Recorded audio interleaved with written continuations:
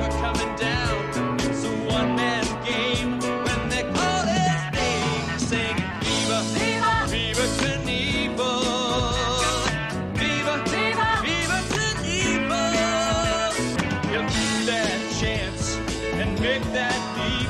He's a man with a dream and a promise to keep. And there's nothing too high and there's nothing too steep. When he meets that crowd, they shout out loud, singing Viva, Viva, Viva Knievel.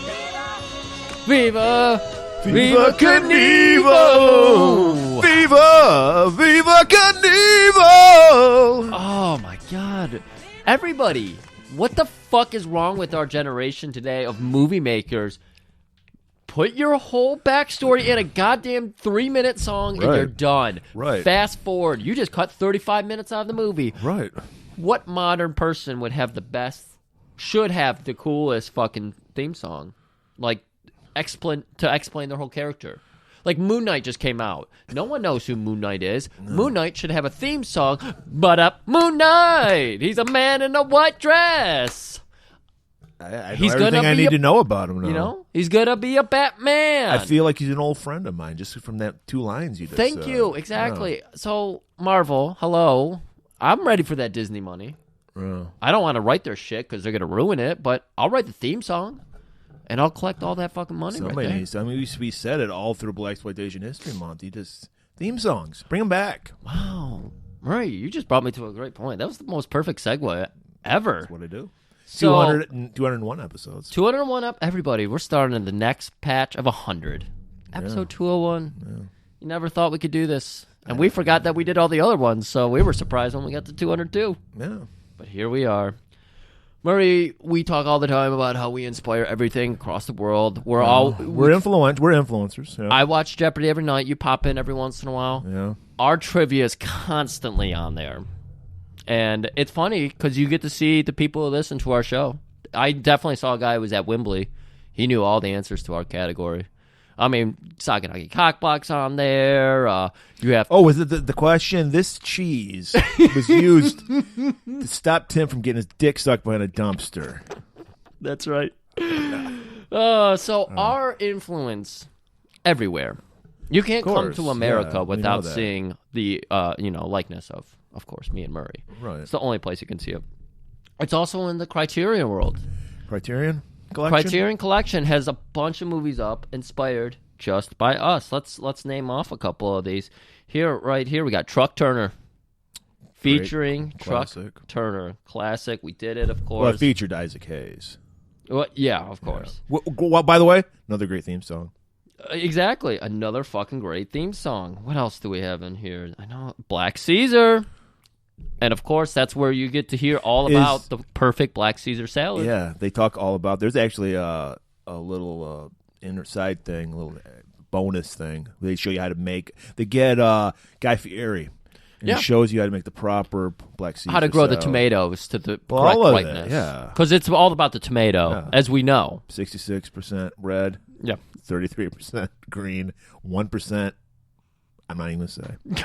That's right. Yellow. So that's also something the Criterion Channel does when you subscribe Did to they, it. by the way, the Criterion Collection do the Mac? Because that's a very underrated episode. You need to listen to that. I'm getting really angry that no one's listening to the Mac. I regret to tell you they did not, but the next one they did do, we did this one a while ago, 3 the Hard Way.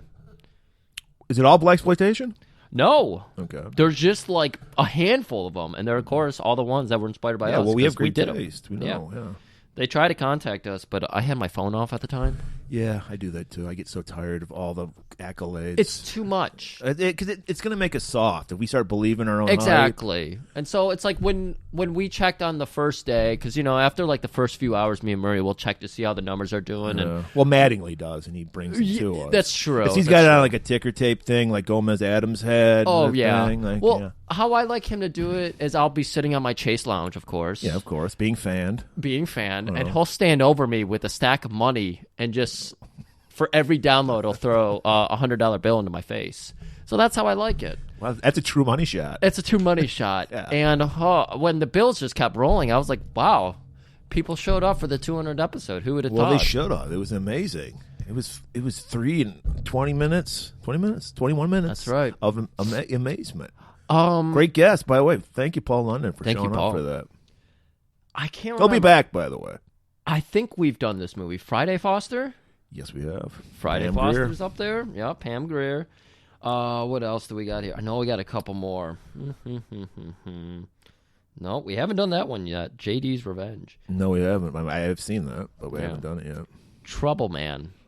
Another classic. Such a fucking good movie. I kept bringing that movie up when we were doing our recent Blaxploitation month. Oh, was there any more in here? That Black Belt Jones. So yeah. Yeah, we were. Nobody cared about blaxploitation movies until we brought it to the public's attention. Everyone was like our Black. There was no such thing as Blaxploitation History Month until we created it. That's what I'm trying to say. It's true. I mean, our blaxploitation numbers take a hit because people are afraid of what blaxploitation movies are. Right. They don't understand. It's us talking about the excellence of black actors. Yeah. And so they stay away from it because that's what we've trained this America to do. Yeah, I know. Can't talk about it anymore. Can't talk about beautiful original screenwriters and screenplays and awesome actors. Can't Not do if it. they're black, no. Not if they're black.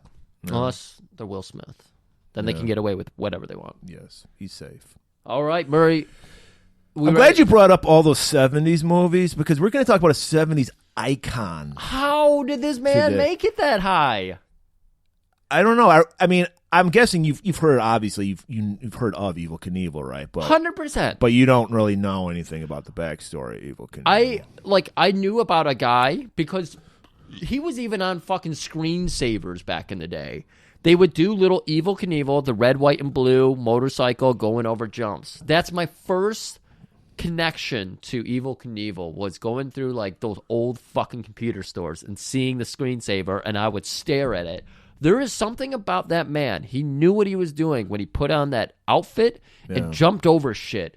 It just was cracked to my 7-year-old brain. Because he's an amazing promoter. Not a great bike jumper, but he's a great promoter. There's something about the 70s. It just bred promoters and everything. Well, we didn't have much, I Yeah. mean, we didn't have the internet. We didn't have video games. And if you knew how to sell it, you could get people into a fucking audience. Yeah. That And he doesn't knew how to promote himself. I'll give him that. Yeah, it doesn't happen anymore. But Yeah, I mean, if you were a child of the 70s, Evel Knievel was one of your heroes. Great fucking name, first of all.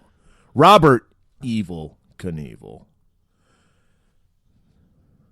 Waiting for me to say something? yeah, it was. I'm also fighting back some drainage here. Oh, okay, that's nice. That's fun. I often think about the Harvey Birdman episode they did about him. Oh, Devlin. yeah, because that was a character that was obviously based on Evel Knievel. Yeah, that was really good. Yeah, he was. It's just amazing how just in the spotlight, in the public's mind, he was for the brief moment in the 70s.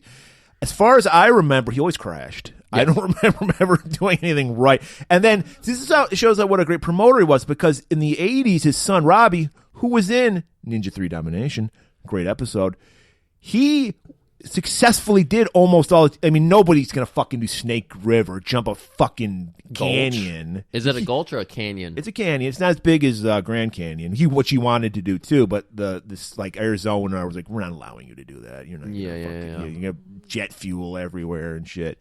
Yeah, that's a good point. But I was telling Griff, the one I just think, because I was born in '74, so I wasn't really. And I was like a little kid when Evel Knievel was hot, but I do remember, and I think it was might have been his final jump.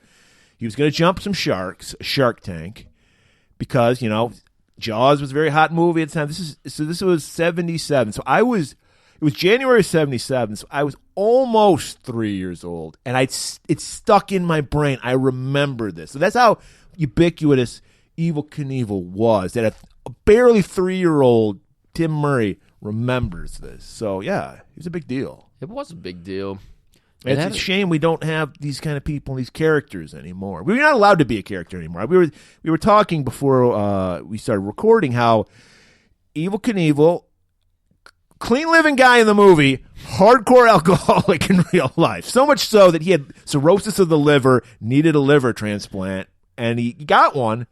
And that's one of the reasons why I'm kind of like, I like the idea of organ transplant, But I don't want my fucking liver going some douchebag that's been drinking fucking liquors. I want like some buddy who had some disease they had nothing to do with, you know. And It would be like if Kid Rock came down with something serious. Right. You know, one of his fucking dole-headed fans would be like, here's my body for you. And Kid Rock would just go kill himself anyways, the fucking overprivileged piece of shit. The worst example of that is the guy from the Mamas and the Papas. He had cirrhosis of the liver because he was an alcoholic, drug addict, piece of shit. Yeah. Got a liver transplant, immediately started drinking again as soon as he got a fucking Right. liver transplant. Yeah. And then he died a few years later because he's a fucking idiot. I'm sure he did like a dozen different like interviews with ABC and shit to be like, I'm so thankful I found the man in the sky now. And No, he wasn't. He was upfront about the fact that he was still drinking again. He didn't even hide it. That's what a douche he was. Wow. And I just go, man, there's probably somebody, some poor person who got like cancer of the liver or something, who need a liver transplant, and they died because this fuckwad's rich asshole got it. Yeah, that's pretty fucked. That's really fucked, in fact. Yeah, but so Evil was such a drunk. He had a cane that he had whiskey inside the cane. Jesus Christ. But you wouldn't know it by watching this movie, because according to this movie, Evil Knievel was second only to Jesus as the most perfect individual ever to walk the planet Earth. No, we both know because we did the research, constantly researching constantly scanning IMDb. This podcast, we do the most extensive research. Right. Like I fashioned my hair into Evil Knievel's hair. Beautiful hair, by the way. Thank you. Rock star, if you will. And I am, of course, wearing the leather because, of course, if you're gonna do a stunt like the we're greatest both wearing podcast- jumpsuits right now. Yeah, if you're gonna do a stunt like I the wonder greatest- which came first. I'm guessing Elvis came first, but like they both had those jumpsuits. Well, yeah, it was definitely Elvis. But Elvis had the studs. He couldn't do the studs because when he's an American hero. He's got to wear. When he's sticking the landing, you know, those things would heat up and just burn themselves into his flesh. So you can't have those on your pants. You got to just straight leather, American made. He probably wrangled the cow himself because that's the most official way to wear leather. Is to kill the cow yourself. Well, yeah, we all do that. I mean, that's the only way.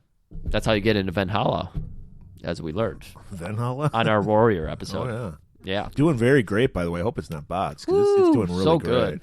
So one of the big messages of this movie, as you talked about, this is clearly, so we both know that Robbie Evil Knievel wrote and directed and produced this movie. And so he was... Actually, it didn't.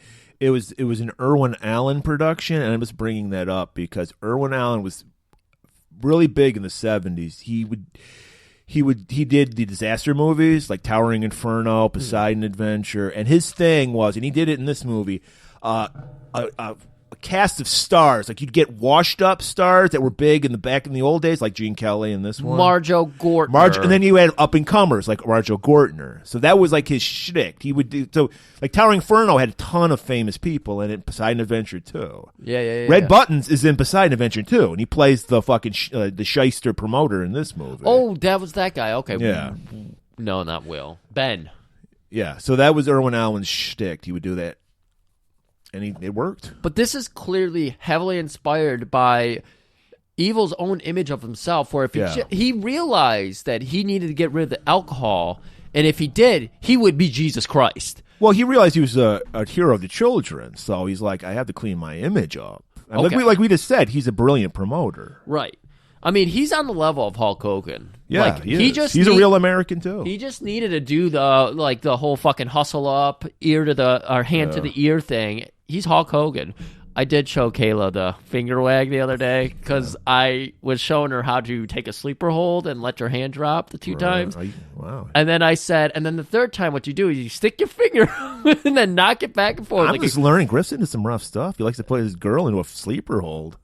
You know what? Is that your thing? Like, you want them unconscious? Like, I don't want to drug. It's like, is that how you get around drugging them? You're like, I just put her in a sleeper hold. She knew I was doing it. Well, you know all about our consent forms. We wrote them together, you know. Yeah, if you enter the studio, you have to sign a consent form. And it's not a signature. It's a rumpologist type thing where you have to put ink on their butt and have them slap it to a piece of paper. Good callback to Rambo. Another great episode. I know, Murray. We are promoting the Evil Knievel spirit. Is inspired in us, yeah. And we're promoting ourselves for once. That's why March for Madness was such a huge success, because evil, the spirit of evil, was in us. So this movie's big message, of course, is that alcoholism, it's pretty okay. We have It's acceptable, character that is a horrible drunk. He literally has a handle of liquor and just tops it every night. And they're just like, no big deal. Because this character gets in trouble later, and he's like, Will? Drugs? Never. Alcohol? Yeah. Right. Drugs? Never. And he's a horrible human being. Evel Knievel has the perfect conservative mindset, especially for the 70s, where drugs, low-life scum do drugs. He's big on the war. But war alcohol, sophisticated adults drink alcohol. Right. I mean, you just pour some bitters and like fucking grenadine in there, and you're fancy. Right. Maybe like a square ice cube. Oh, yeah. A cube, rather, because that's the geometric one. Yeah, I think all ice cubes are cubes. That's why they're called ice cubes. Fuck me. What about the half croissant ones? Those are some highfalutin ones. Wait, like the balls that they got refrigerators to make the ball ones? I got the balls. Wow. Yeah. You got big balls. Well, I had to buy a silicone mold for it, but there's a hole at the top, so they're actually nipples. Oh, so it feels like I'll show you one here when we go to trailer. Y'all missing out on our video feeds that are up on Secret Internet 2.0. Yeah, on the dark web. You got to go on the dark web if you actually want to see us.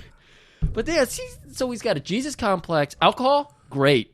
No matter how much you consume. Evel Knievel wasn't afraid to be a role model. You can learn from this Charles Barkley. He embraced being a role model to children. Yeah. Okay. He even had a beautiful speech. He's like, hey, kids. Well, let's not sell it.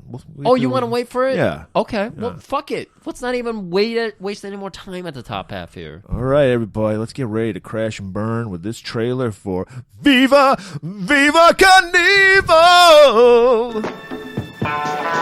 There is only one, number one. This one. The greatest and bravest showman in the world, Viva Knievel! The one and only Evel Knievel, the world's most incredible daredevil, who puts his life on the line with every death-defying jump, makes his dramatic film debut in Viva Knievel. Also starring Gene Kelly. Dad? I'm Tommy, your son. Red Buttons. What is this? Judgment Day? You're not my judge and jury. I didn't kill anyone. Lauren Hutton. Stop it! You ate stuff! I've had a front row seat of this ugly spectacle. No one should know something. I think you're both the worst. Marjo Gortner.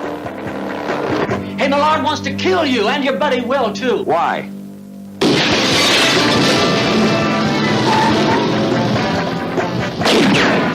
The chase is on.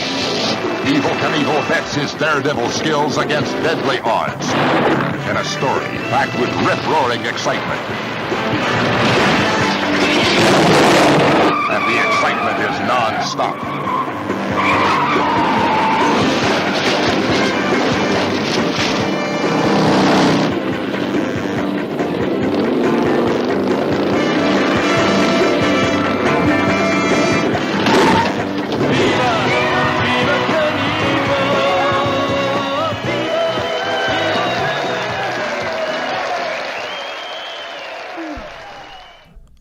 And Murray, we open up this movie and we're seeing this beautiful sky and we see a shooting star reach across it, and you know Jesus has arrived. Right, yeah. The Magi are looking for some evil. And of course they brought Frankens and Myrrh and Al Franken and Tim Murr. And not to be confused with Tim Murray. What was it? Frankincense, myrrh, and gold? I think it was gold. I'd rather have gold than frankincense. Well, that's the Life of Brian Franken joke. nonsense. Yeah. Oh, I like that. So we're at an orphanage. Kids nobody cares about. All boys orphanage, Catholic. And we see this mysterious character. We don't see him. We just see a big box. Yeah, of course. It's huge. You think he's bringing in like a mini fridge or something. Right. But it's better than that, because he walks in and he goes, "Hey, Billy! Billy, get up!" And it's not Billy. Excuse me, Red Brown? Billy! Billy! He's like, and it's not Billy, it's Joe. I don't know these kids talking names. And he's like, no, Billy's over there. And then he's like, evil! And these kids are so excited because apparently evil just hangs out at this orphanage.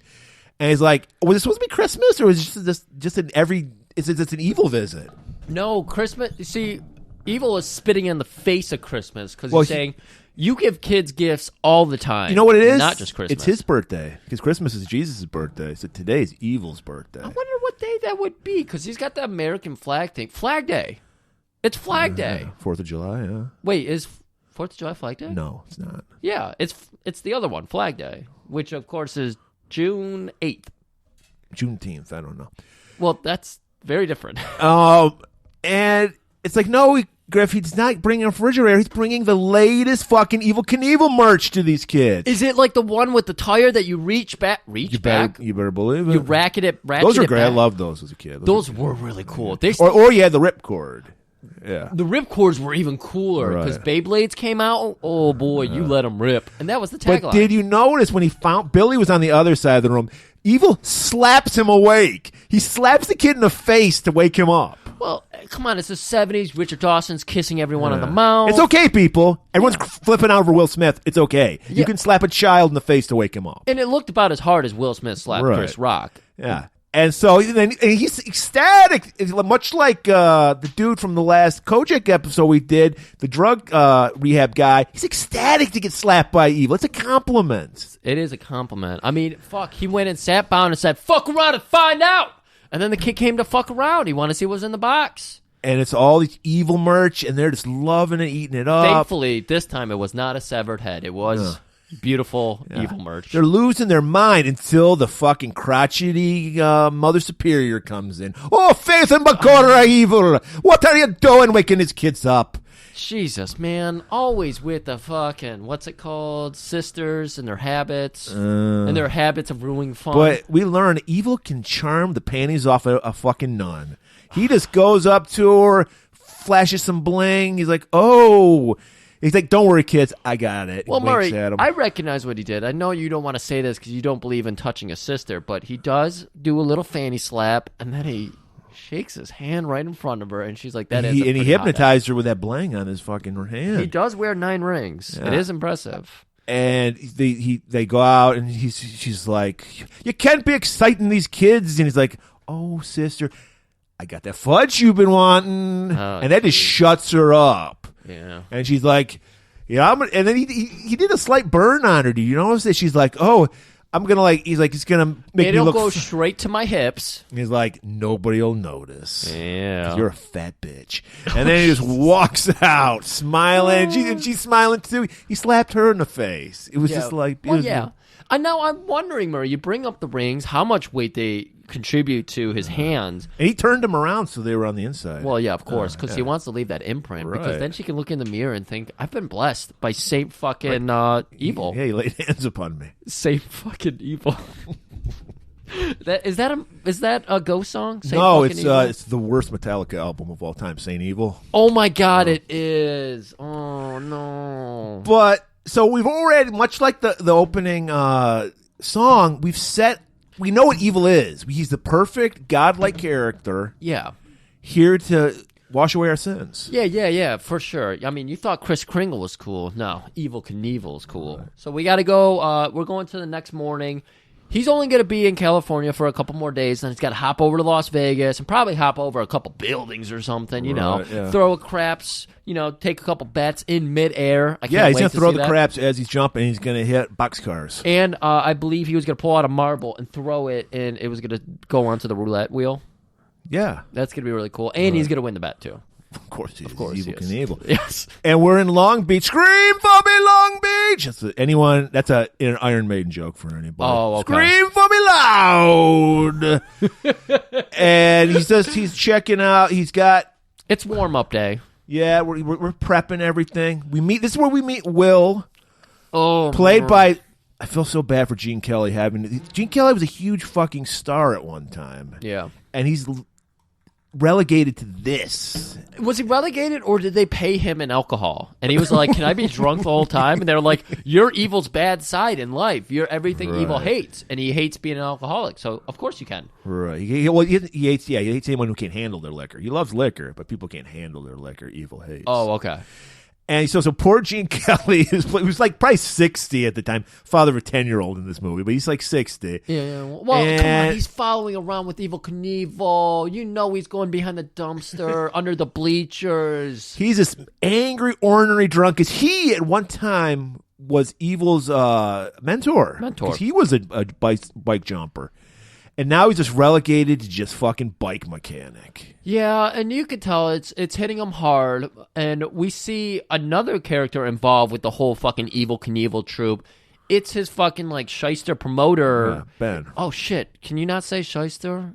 Isn't that just like... Is that... Never mind. I'm sorry. No, you can say shyster. Okay. Well, he's trying to overbook this stadium.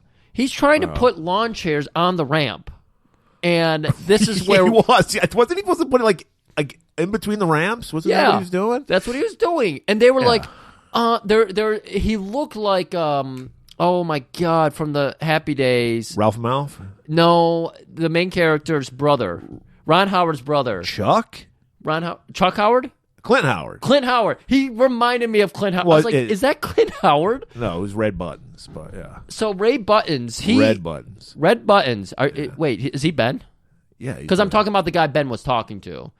Because the guy Ben talking to... Oh, I don't even know who you're talking about. Yeah, I just remember Will and Ben talking. No. Ben was talking to the guy, and Ben is trying to overbook it. And the guy's like, there's not enough room for Evel to exit the ramp. You got seats everywhere. And he's like, yeah, but it'll bring in a couple $100 extra, and that's what makes the mamas sing. And then Will rolls up, and he sees this conversation, and he anything sets off Will. Mm-mm. So Will immediately starts strangling Ben. Yeah. What the fuck are you doing? Evel needs that space. I mean, maybe Ben signed a consent form a long time ago, and so we can just knock him out and have his way with him. He's like strangling him, and then nothing fucking ruffles Evel. Evel just goes, "Hey guys, chill, my babies. I'm sure we can work it out. I don't need any space. I'm Evel Knievel. I can land wherever I want. It's okay." Wait, I thought Evel was like, you're wrong, Ben. You can't overbook this. No, yeah, you're right. He was, but he's still chill about it. He was just like, all is well. Right. It was like, you can't oversell those seats, but yes, I can stop on time. Those fans would be fine, but you got to stop thinking about the money, Ben, because money is the devil's plaything. Alcohol, on the other hand, it's the root of all evil. A-okay. Right. Mm-hmm. And then, as soon as Evel pops up, the reporter's got to swarm him. I mean, they literally had spider traps in the fucking football field, and they start popping out. Like, Evel, tell us again. It's like whack-a-mole. It is whack-a-mole with these reporters. Yeah, and they're just like, Evel, what's going on with Jesse? And we learn that there's a young protege that Evel had named Jesse who betrayed Evel for more money. Evel still, he's like, hey, people got to eat. They got to pay their bills. I have no issue with Jesse. It's very reminiscent when you see like a Tom Brady versus Patrick Mahomes Super Bowl, and they're like, Tom Brady, you're 84 years old. You're fucking out there with a cane now. And Tom Brady's like, I have 9 rings. I'm about to go win 10. And that's Evel's attitude. He's just like, I'm still the best. I don't give a shit if he's young. I still hit that ramp at the perfect angle. I thrust it just right, and I land it like no one has ever landed before. Better than Sully Sullenberg. And someone goes, Evel, how did you get that name? I was such a good boy, they had to nickname me Evel. It's like calling a big guy tiny. Yeah, or like a midget human. It's just not. It's like it's an oxymoron. Right. Wait a minute. What did I just agree to? Jesus Christ. I'm trying to go for the Evel Knievel diet, and these things are just slipping right by me. Murray, take that back. No. So then a chopper comes in. Celebrity photographer Kate happens by. This is how Anderson Cooper arrives on set, actually. Right.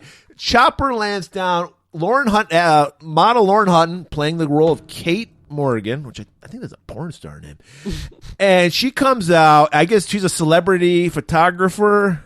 Can we just have Mattingly start the math of when every name is now a porn, like somebody in porn's name? Yeah. Because, I mean, at some point, there's going to be so many porn stars. Is there an Ava Knievel? That sounds like a hot porn star name. She does like stunts. I don't know. That would... That would be really interesting to find out. So everybody else get on that because that's not our job. No. We have too much work to do already. So she gets out, and he knows her. I guess she's a famous photographer, and he's like, "Oh, you here to get that jump? I'm here to watch you die. That's all I'm here for." And that kind of ruffles Evil's feathers a little. Yeah, and she hits him with big because he's trying to be like, "Oh, you're married," and so she's like, it's Ms." Yeah, he's like, "Look here, Miss," and she's like, no. He's like, "Oh, you're married, Mrs." And she's like, No, Ms. And he goes, "Oh, you're one of them." See, porn star name already taken. The Miz, that guy, that wrestler guy. I'm pretty sure he's a porn star. He's like, "You're one of those, aren't you? Lesbian." And she's like, "No, I'm not. I like dick. Thank you very much. But you call me Ms. Morgan." So there's already, you can cut the sexual tension with a knife, Griff. I like this too because apparently she's a big name in the photography journalism world. Yeah, when someone's going to die, she's there to take a picture of it. Right. And so he's like, "Oh, yes, of course. Kate Morgan, the chump, here to see the champ." Wow. I didn't think Evil had this spiteful side in him. But when it comes to women, it's okay. Yeah. Yeah. She's one of them. She's one of them? Feminists. Oh, is this third wave, fourth wave? What wave? This is first wave. 70s. This is first wave. Oh, yeah, 70s. The worst wave. The one that ruined America. Yep.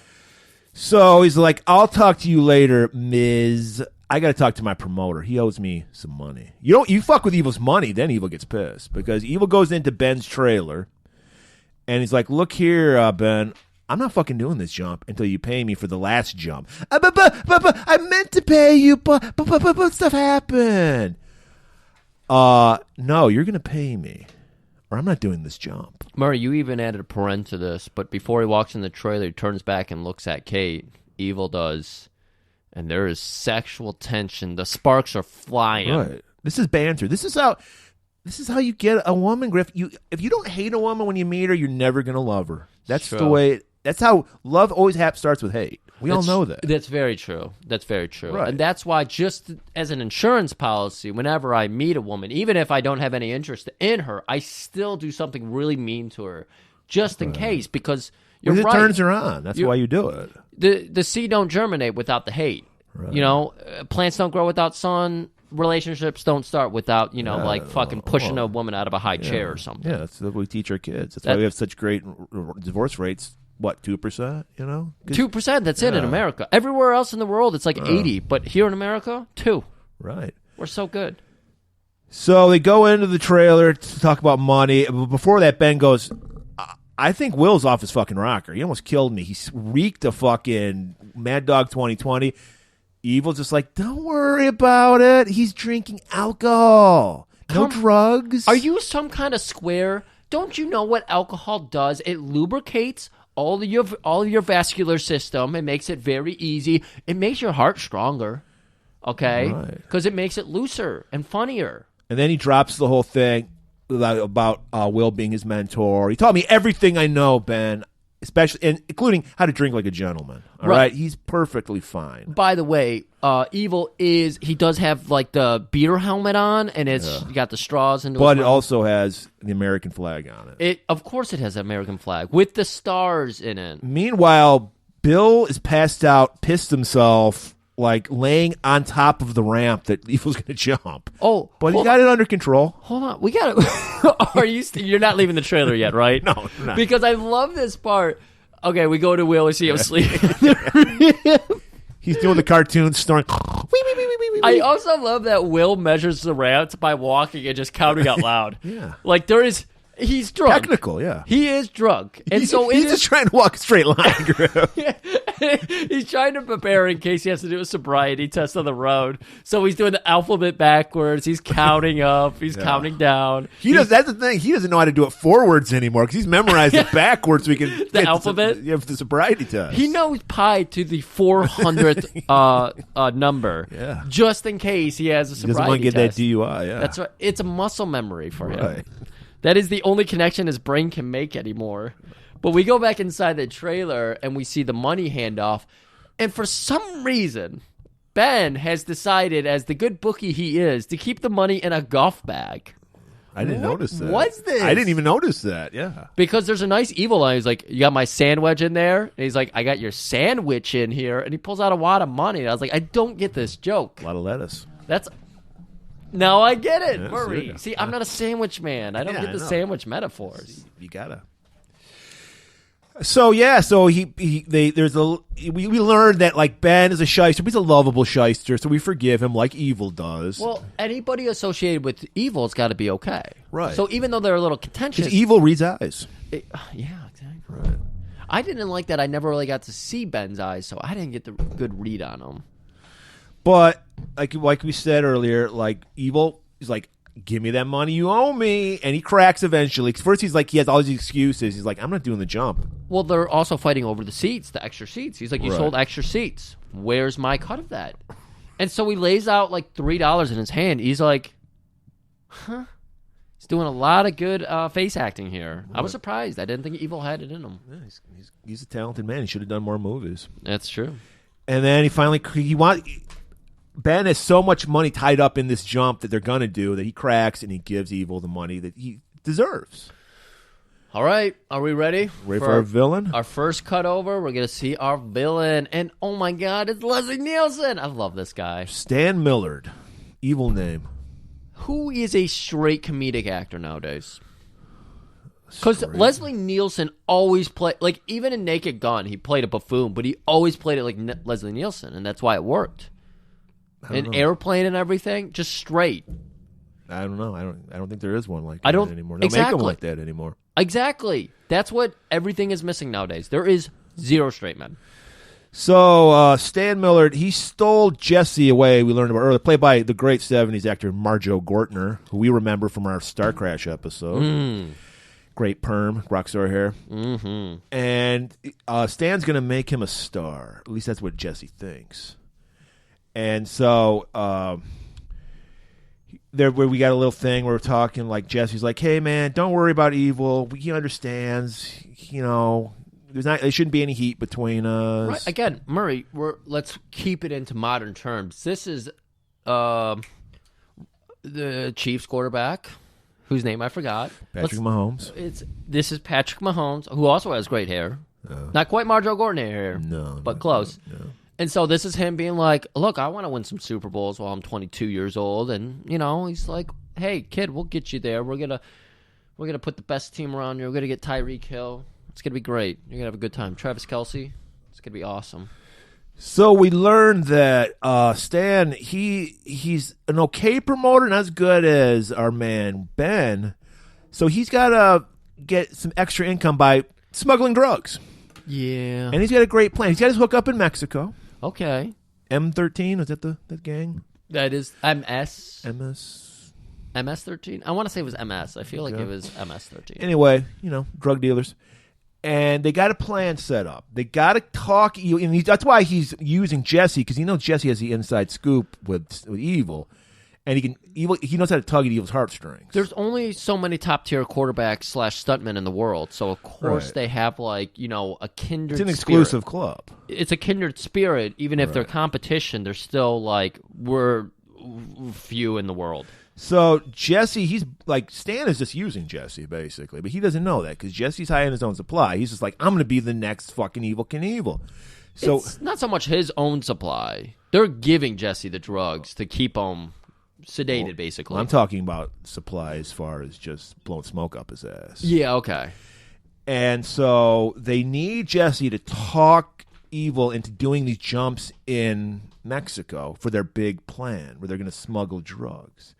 And they also need Jesse to take pics of Evil's customized truck and bike so they can replicate it to use it in their big scheme. So they had to do, that's why they did the picture scene. Yes. Was just so they could replicate it and hide drugs in it because the border guards would be like, I recognize Evil Knievel's Well, interiors. no, because I think they even mentioned, like, why don't we just steal Evil's trucks? Like, it's heavily guarded at all times, so we have to get a replica made up. But we see later that the two of them are next to each. Yeah, and they actually use Evil's truck. They don't even use their own truck. No, the logic. But yeah, okay. So that night, Will's burning the midnight oil, making sure that bike is ready, and it's like he's in the dark working on a fucking bike. Look, Will, at this point, he's often, you've heard the term, he's blind drunk. He's 12 sheets to the wind.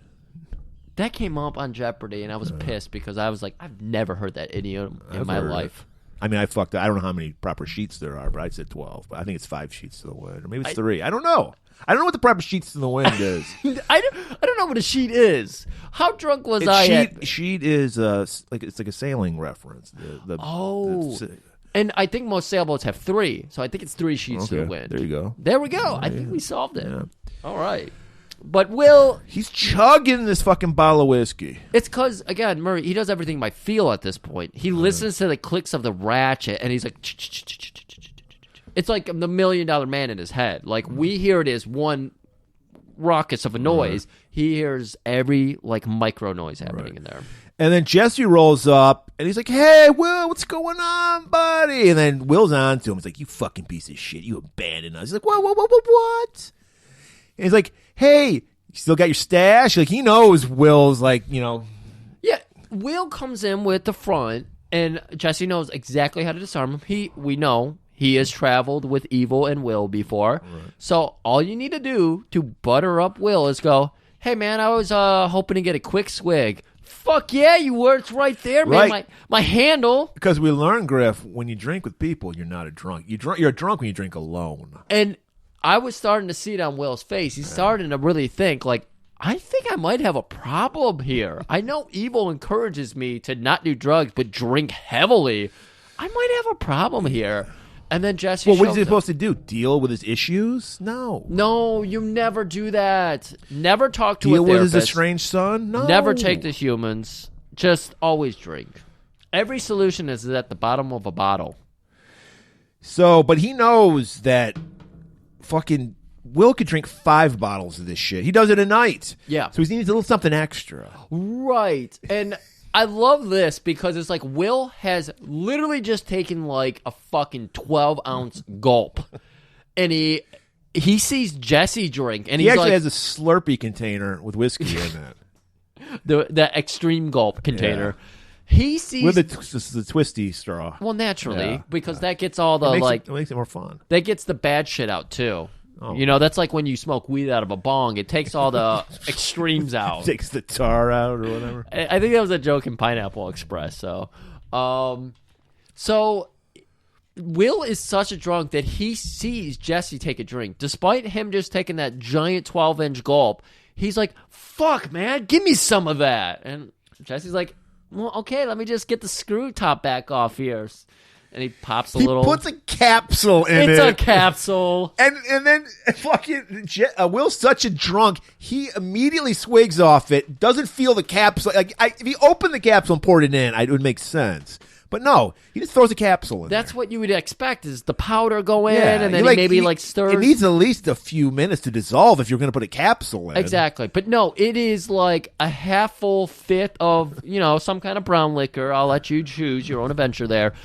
And, of course, after that 12 ounces, he's like, I need to double that, so I got to drink 24 ounces. And he fucking chugs the hell out of this bottle and happens to swallow that pill, which, like... paralyzes him. What is it? Because he looks like he's awake, but he can't move his body because his eyes are open. So it's like a paralyzing drug. And then one of the most miraculous things happens here because we still haven't figured out the camera technology to take perfect, full-lit pictures in the middle of the night with no lights. Well, if you have a flash, it could work. I didn't see a flash here. I didn't see a flash either. Yeah. And so Jesse is taking the interior photos of the bike, of the trailer and everything. Jesse's watching them, but it's all hazy and blurry. Will. Yes, you're right, Will. Okay, go on. No, you can go on. You just said the wrong name. Yeah. He's out of it. Like, we don't know what the fuck is in this. Wait, remember, Griff, it's drugs. Drugs are bad. alcohol good. As soon as a drug touched his body, he was dead. Yeah. He was paralyzed. He was literally like his eyes were open. He was staring, but it was blurry. Foaming at the mouth. Yeah. He might have had rabies. Yes. And Jesse just starts taking all these snapshots of the interior and exterior and the bike and everything. He's doing his job. Man. Next morning, I think is Will still like he's still fucked up in the truck. He's still passed out, which of course is not strange to Evil because he's like, oh, did you have one of those beautiful camping nights again? Yeah, he's like, yeah, you're looking. You totally trusts this guy who's like drunk as fuck, working on his bike that could kill him. Yeah.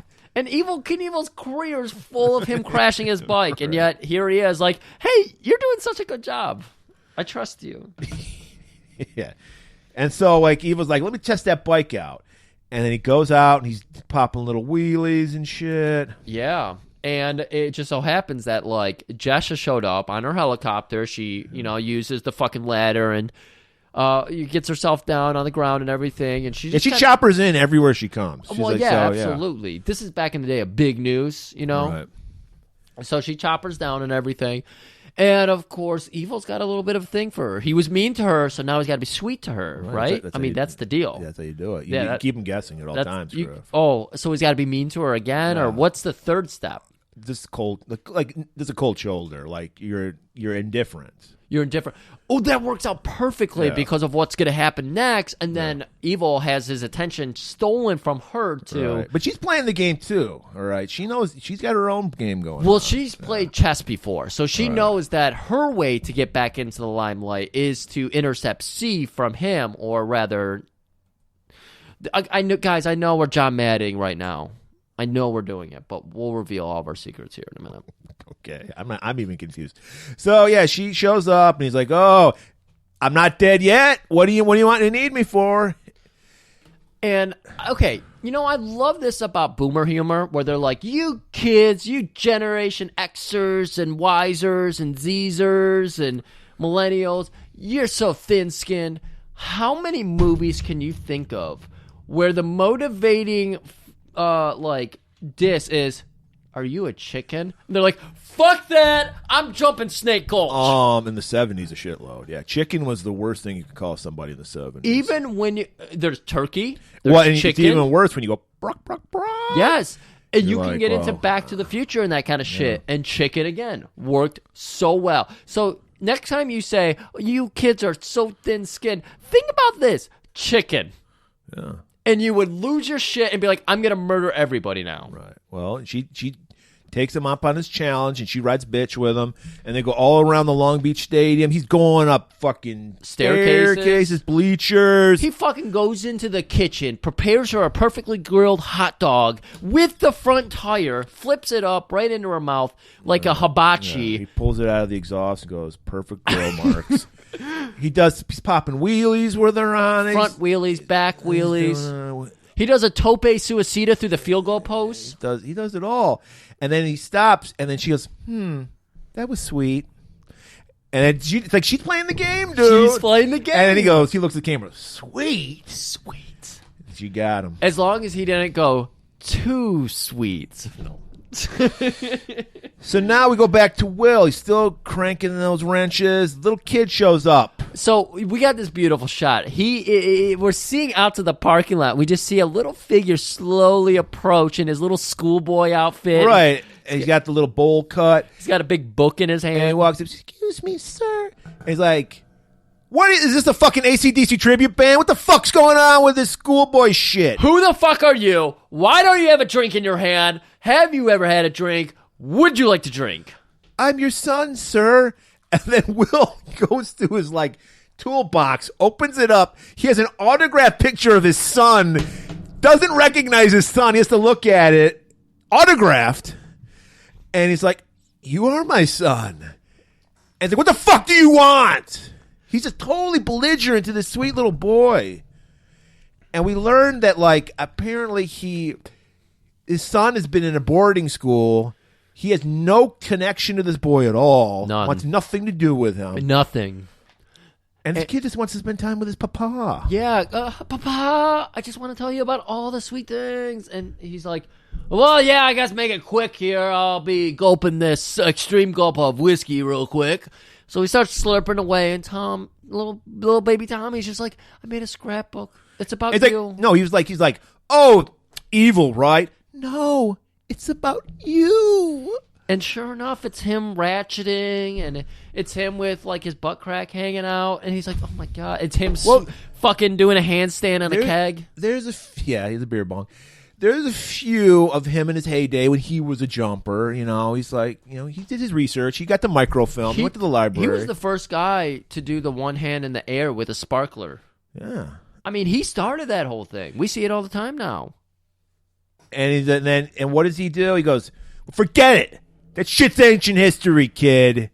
Like, you could have. His heart started to melt, and he stopped himself. And just before this scene can turn completely ugly, and this guy can go full Will Smith on his son's face, Evil Knievel, Jesus Knievel shows up. Will Atkins, because that's his character's name. Oh, there we go. Yeah, and then everything's cool again. He's like, Tommy, how you doing, kid? I recognize you from your autographed photo that your dad keeps in his toolbox. Right. I'm so happy to see you. And he's like, wow, Evil Knievel. And he's like, hey, let me show you some stunts. Come on. And then they walk off. Will sulks looking at his scrapbook. All right, we got to go back to our villain, though. It's been a while since I've seen Leslie Nielsen. I need that beautiful tenor in my life. We get Leslie Nielsen, Jesse, and some stooge that Millard has. They're driving up to a golf course. In their limo. They're going to be working out some kind of deal. We don't know. Or hire a ninja to kill somebody. Oh my God, we're talking more Ninja 3 here. Yeah. Bad shit happens on golf courses. So of course there's going to be some kind of drug exchange because we need to build up the whole plot line that Jesse is addicted to drugs. But we also need we need to see that they're going to get some good shit. This is a sample of what they're going to get in Mexico. Oh, okay. That's what it was? Yeah. Oh, because they did the gummy. Of course, yeah. Yeah. Leslie pulled out a switchblade, cut the bag, rubbed it on the gums. I like that how his fat associate there, Leslie Nielsen's, had the fucking what's his name watch? Willie Dynamite watch, and he pulled out the little spoon of it too. These guys are professionals. I mean, they clearly saw that movie. So Evil, before every stunt day, right before it, he plays. He's like a couple rounds of golf, loosens him up. You got to loosen up, right? So Evil's hitting some hole-in-ones, just like our president just did, our real president, Donald Trump, hole-in-one. Our president. He's with Ben, and Jesse shows up like, Evil, I got this big offer for you, Evil. 100 grand. We're going to go to Mexico, tour in Mexico. We're going to do 5 jumps, 100 grand a jump. And no, when Jesse leaves the car, the associate, Miller's associate, is just like, why are you sending the kid? He can't talk. He can't sell. He can't do any of that shit. But he's like, yeah, but he is in. He's one of him. He is Patrick Mahomes, and that's Tom Brady. Of course he can talk to him. So we're seeing it. And, I mean, Evil really is lending him his ear. He's listening to him. Well, he's interested, but Evil's a man of principles. Even though he would make more money by telling Ben to fuck off. Yeah. He signed a contract with Ben. He's like, sorry, I got 2 more jumps with Ben. I mean, how I could tell he was really interested in listening to Jesse, like full attentively. Evil was in the middle of his backswing and stopped it. You don't do that in golf. You never stop your swing. And he was in the mid backswing. That's the most important part. I know you don't golf. I golf. I'm great at it. Amazing, if you will. I'd like to see a ninja take care of you.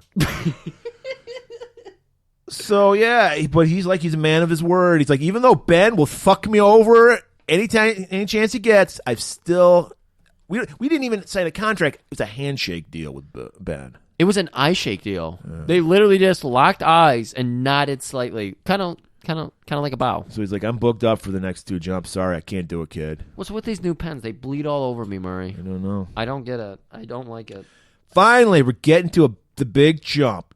Evil's going to jump over a cage full of lions and tigers, no bears. That's the scariest thing ever. I could see like maybe 1 bear. I could see maybe 2 tigers. There's like a dozen. Yeah. Well, it's 150 feet jump, so you got to fill it in. You don't want to just have one in there. It's kind of. What would be more terrifying for you? What? I'm asking you. What would be more terrifying if you had to jump that, and they said we're going to put some shit in here? What would be the most terrifying? Fear Factor, Murray style. Robert Ginty. Just hey pal. Have you seen my sister around lately? Yeah, I don't like. I'm already getting the chills. I'm already getting the chills. So we see the announcer played by Frank Gifford, who Griff probably only knows him as the husband of Kathy Lee Gifford, but he also was a hotshot football player way back in the day. No shit. Yeah. Ah. Star of the Giants, like the 50s and 60s or something. Oh, the New York Football Giants? New York Football Giants. Oh, okay. And as many accomplishments as Frank Gifford has, even he can't help but admire Evel Knievel. So he's talking him up. He's like, this is the most fucking audacious jump he's done yet. 150 feet. Yeah. Lions and Tigers, no Bears. No Bears. Oh, my. I do just appreciate, even if he doesn't respect Evel, he respects the announcing game, and he sells the fuck out of this. Right. So Excalibur, you can learn something from this. Excalibur, you learn a lot from a lot of people. But before he does this amazing, stupendous jump we've never seen, Evil's got to talk to the people. I wanted to get in this promo earlier because I love it, but yeah, this is the Evil time. steps up. He's like, look, I got a lot of friends in the auto racing. You know, Indianapolis 500. Every year I go to Indianapolis. And look, I get it. Indianapolis, shithole, cultural wasteland. I get why you do drugs if you lived in Indianapolis. Who cares about Kurt Vonnegut? He's dead and gone. Actually, at this time, he's probably alive. The only time Indianapolis is exciting is when it was the USS Indianapolis and sharks attacked people. Dolesville, we get it. I get it why you'd want to do drugs. I think about doing drugs when I'm in Indianapolis. But it's not good for you, kids. It's like putting nitro in your veins. These drivers put nitro in their car, and it might allow them to go, look, man, they put nitro in their cars. It was kind of a look, man. Yeah, it was. And it allows them to go faster for 5 or 7 laps, and then you know what happens? Their fucking brains explode. So don't put nitro in your body. And then he just goes, just say no. And then I noticed that the camera locked on one kid. Do you know who that kid was? No, I didn't. It's baby Lex Luger.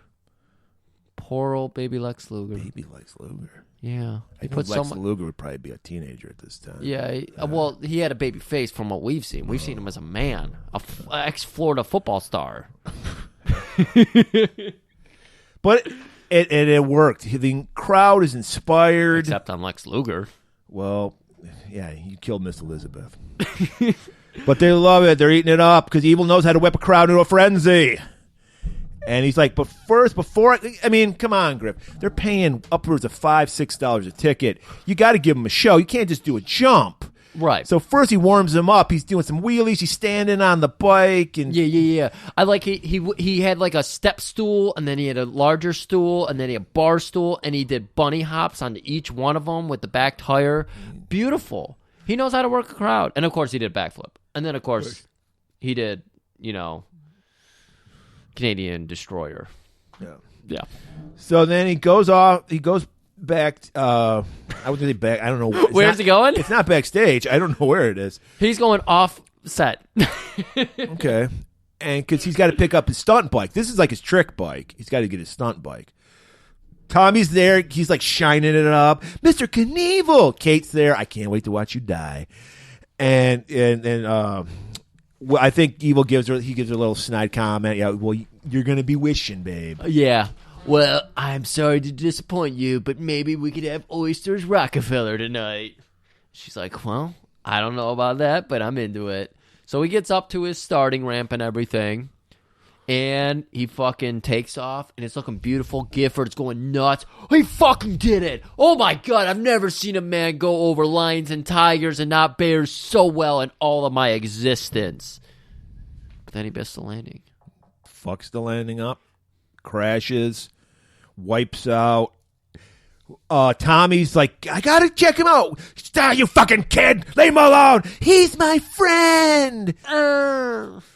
Kate loving it. She's like, another job well done. She's taking all the pictures. But then Evil, they check on Evil. They're all crowding around him. He's face down. Yeah. They turn him over. He's face down, ass up. Face down, ass up. That's where my Evil like to fuck. And yeah, they turn him over, and the first thing he does is lock eyes on Kate. Sorry, babe. I ain't dead yet. I ain't dead yet.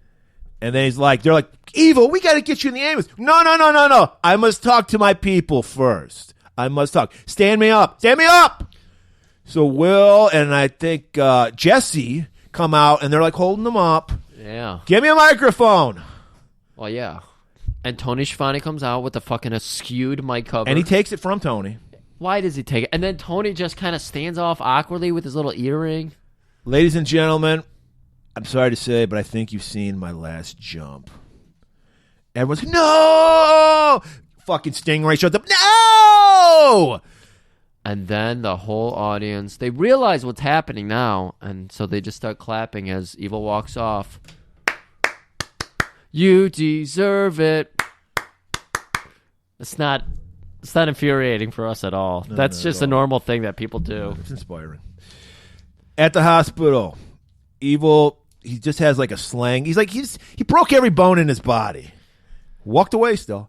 Yeah. But he broke every bone in his body. But he just has an arm in a sling. I like this still, too. He's wearing pajamas with American flag shit on it. He's got it all. I like this too because I'm pretty sure that our very good friend Wings Hauser saw this scene because we do walk in and we do see Evil just staring at a glass of water. He doesn't say anything though. Right. And Wings saw that and was like, I can improve on this. Yeah. I can take it to the next level. And he did. But we won't go into that because this is not Kevin 2. Right. We just need to do this again because we fucking love that movie. So Tommy and Will show up, and Tommy's like, you're not really going to retire, are you, Evil? And he's like, well, a man's got to know when to quit. I mean, your dad's a quitter. He quit. You quit, dude, and you will. You quit. You're chicken shit. You're a chicken. And then Tommy goes, but my dad's just a fucking loser. You're Evil fucking Knievel. You can't quit. That's when he rolls over. He's, kid, I just don't know. And he rolls over. Roll over, Beethoven. Who's stepping in? Jesse's stepping in. Well, the next day, Jesse shows up because he wants Evil to still do that tour in Mexico. Right. Well, money. Right. And cocaine. And so it was just like, all right, he almost died. This is day 2. They're doing horseplay right now. They got Evil in a wheelchair. They're popping wheelies outside. This was good. I really like this scene. Day 2. Day 2. They put him back in. He's like, Jesse, thank you. I need some of that fresh. They crash. Evil's body goes flying out of the wheelchair. It's second nature to him. Right. He's a stuntman, after all. And that's what we're lacking in today's world is stuntmen. Or women. Well, I don't care. Jackass, that's the closest thing. Well, that's what. Never mind. Instead of Evil, it's Steve-o. Yeah. Steve-o. Steve and Eve. And they love him. He's like, yeah, thanks for almost re-breaking my bones, Jesse, but I got some fresh air, so it's all good. Yeah. And he's like, Evil, are you really serious about retiring? You know what? No, fuck it. I can't retire. Yeah. So apparently somebody ushered Evil, or he walked himself, or he rolled himself back up to his room, because then Kate, or maybe she just came out to this garden area they were in. Jesse takes off. He's like, yes! Yeah. He got what he needed, a verbal and an eye agreement. Right. And that's as good as anything in Evil Knievel's world. But Kate shows up, and she's got one rose. Right. Not a David Lynch blue rose case or whatever, but... Yeah, it's a classy move. It's a classy move.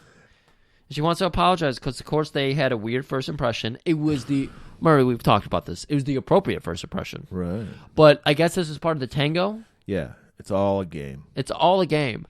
And so C, obviously, the C figure, obviously, is Tommy, little Tommy. And so Kate has... Wait, her name's Kate, right? Kate, yeah. Kate has realized that her way to wedge her way back into this relationship is to be cool with Tommy, too. Okay. And so that was the whole thing I was going on. This is the dance. This is the beautiful dance. So all you incels out there, no incels listen to our show, of course. Fuck, the people are fucking as they're listening. Yeah, exactly. This podcast makes you want to fuck. Yeah. If you have, excuse me, if you have an incel friend, show them this movie, Viva Knievel. We've actually, I don't want to embarrass anybody, but Aubrey and her husband's marriage was really on the rocks before she discovered us. And we brought them together. They're fucking like rabbits every night. You're welcome. Go on, Griff. So I was gonna say, if you have an incel in your life, if you have somebody, Get rid of them. That's what I say. if you need somebody who needs help in understanding how how the tango works, watch this movie because you see it done to perfection. But anyways, oh man, So Evil's like, well, hey, you want to come to Mexico with us? Tequila. that's step 3. And she's like, well, no. Then it's like you approach and then you avoid. You pull back. Yeah. And she's like, sorry, I got to go to South America. There's a war going on. I got to take some pictures of it. Yeah, she's gonna go be part of Oh, it. hell, there's always a war going on in South America. When are you going to fucking see me do a jump in It Mexico? wasn't even a war; it was a revolution. Oh. There's always a revolution there. But And yeah. he's like, fuck that shit. Come with me. And she's like, you know what? Fuck that shit. I'm coming with you. Well, of course, he hits her with, hey, do you like tacos? And she goes, tacos my love language, right next to sarcasm. And he's like, I knew it was. And then you ever had an Italian taco? Italian taco. Somehow you became a hillbilly for some reason. And she's like, I'm in. You had me at taco. And Murray, let's not waste any fucking time. It's not. I don't We're want to in see Mexico. I don't want to see them going through the fucking border. Exactly. Declaring shit, I would have liked that scene. Of course, if he said diarrhea, that would have been a good one. Jesus You remember that commercial? Diarrhea. No, it was a Pepto-Bismol commercial where it literally this was the scenario. Anything to declare, and the guy goes, diarrhea. No! Which I'm going to do the next time I ever have to do that. I like it. And so, yeah, and they're driving. Evil's driving without her. He puts her with Will.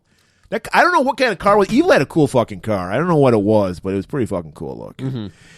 And they show up because he can't be seen with a broad because all the women wouldn't come see the show if he's showing up with a woman. Oh, wow, he's doing the old wrestling trope. Right. Don't be seen with your woman because then the women won't want you. Right. I thought it's just because he was gassy from the tacos. And also, he did declare diarrhea. He did. He didn't want her in the car because he had to fume it up. Yeah. And so when he rolled down and talked to the Border Patrol, and they go, "Whoo, what is that?"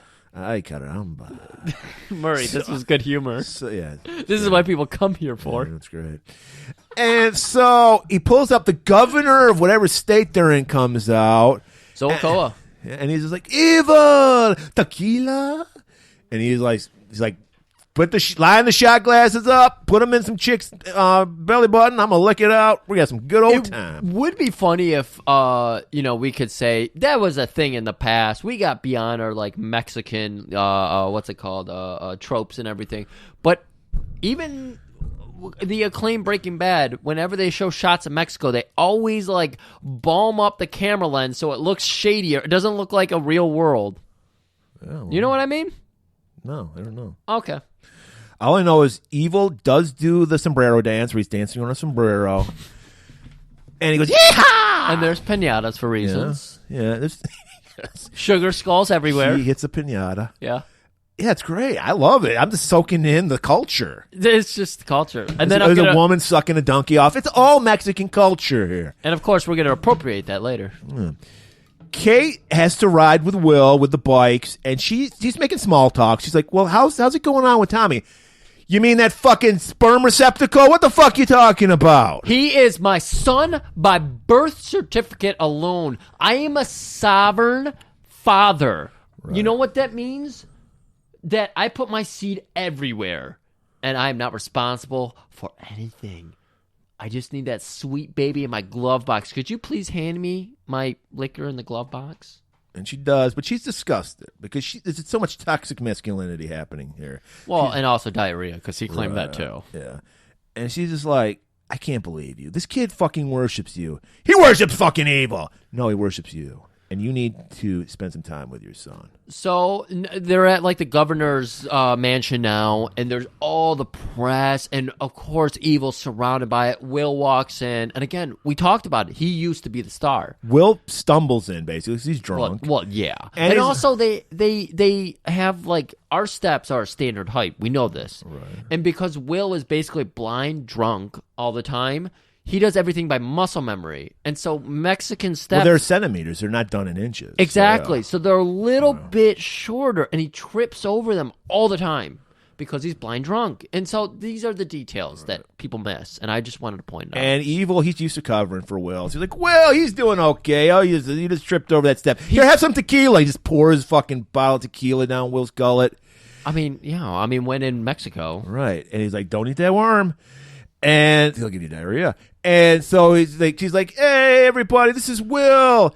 And then the flashes start going off, and it sets Will into a PTSD scenario where he remembers the night he got drugged by Jesse. No way. Yes. Holy So shit. he's like, I knew Jesse's up to something shady. So that's what that scene was for. So we've got to build up. Now Will's starting to remember, but we got to we got to see the new stadium. Right. All right. And I guess we had to do this whole move, like we had to bring this movie to Mexico so we could call it Viva Knievel. Exactly. Because American audience would have they would have refused the title if it didn't end up in Mexico. I wouldn't be surprised if somebody was like, this is how lame the 70s were, like, we can't call a movie Evil Knievel. That sounds scary. Well, Kids yeah. wouldn't want that. So Viva Knievel. That was the best part about those early days was it's very easy to do like fucking shit like that.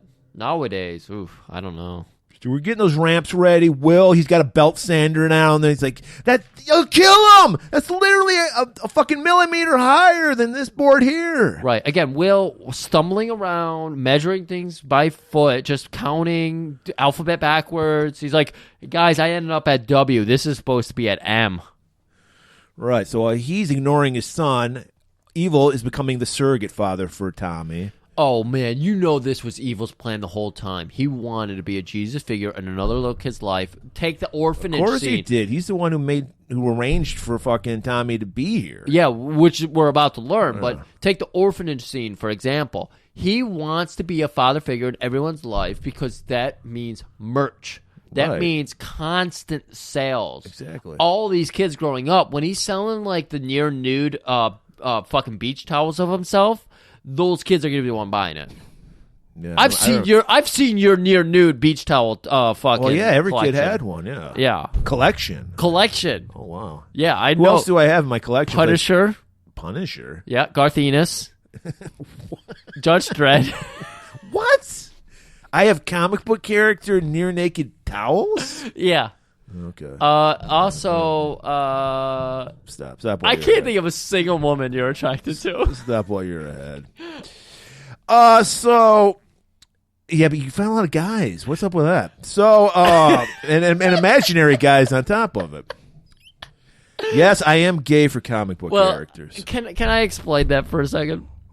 Please. This is in my brain right now because Joe Coleman posted some pictures and he's like, I'm having one of those Marvel fucking bikini shoots. And then he posted a picture of Punisher in like a little Speedo. good. Which, of course, Joe Coleman, being the man of muscle that he is, he only wears fucking like banana hams. Yeah, we've seen it. Yeah, B-hams, as I call them. So, Tommy and Evil are hanging out. Tommy, it's time. You're a man now. It's time you learn how to ride a bike. Are you sure, mister? And he does a foot dig in the ground. And he gets on the bike. Helmet. You forgot the most important thing of all. My attitude? No. Your helmet. Pops the helmet on. No chin strap, so it's useless. It would fly right off. It would fly right off. And he's like, you've been practicing, have you? Sure have, Evil. Immediately crashes. He's like, ah! He takes off. He fucking... Okay, it's like watching a kid on a bike. What was your... Murray... It's like watching this kid on the bike is like watching a kid on a bike. Yeah, no, really. That's a great metaphor. Do you remember learning to ride a two-wheel? Yeah. And this is the thing, you little fucking shit-heel kids nowadays. We didn't have little kid bikes back then. You had to learn on a grown-up bike. So your legs weren't long enough. Yes. It was terrifying. Yeah. And that's how you learn. And you always crash. You always fucked yourself up.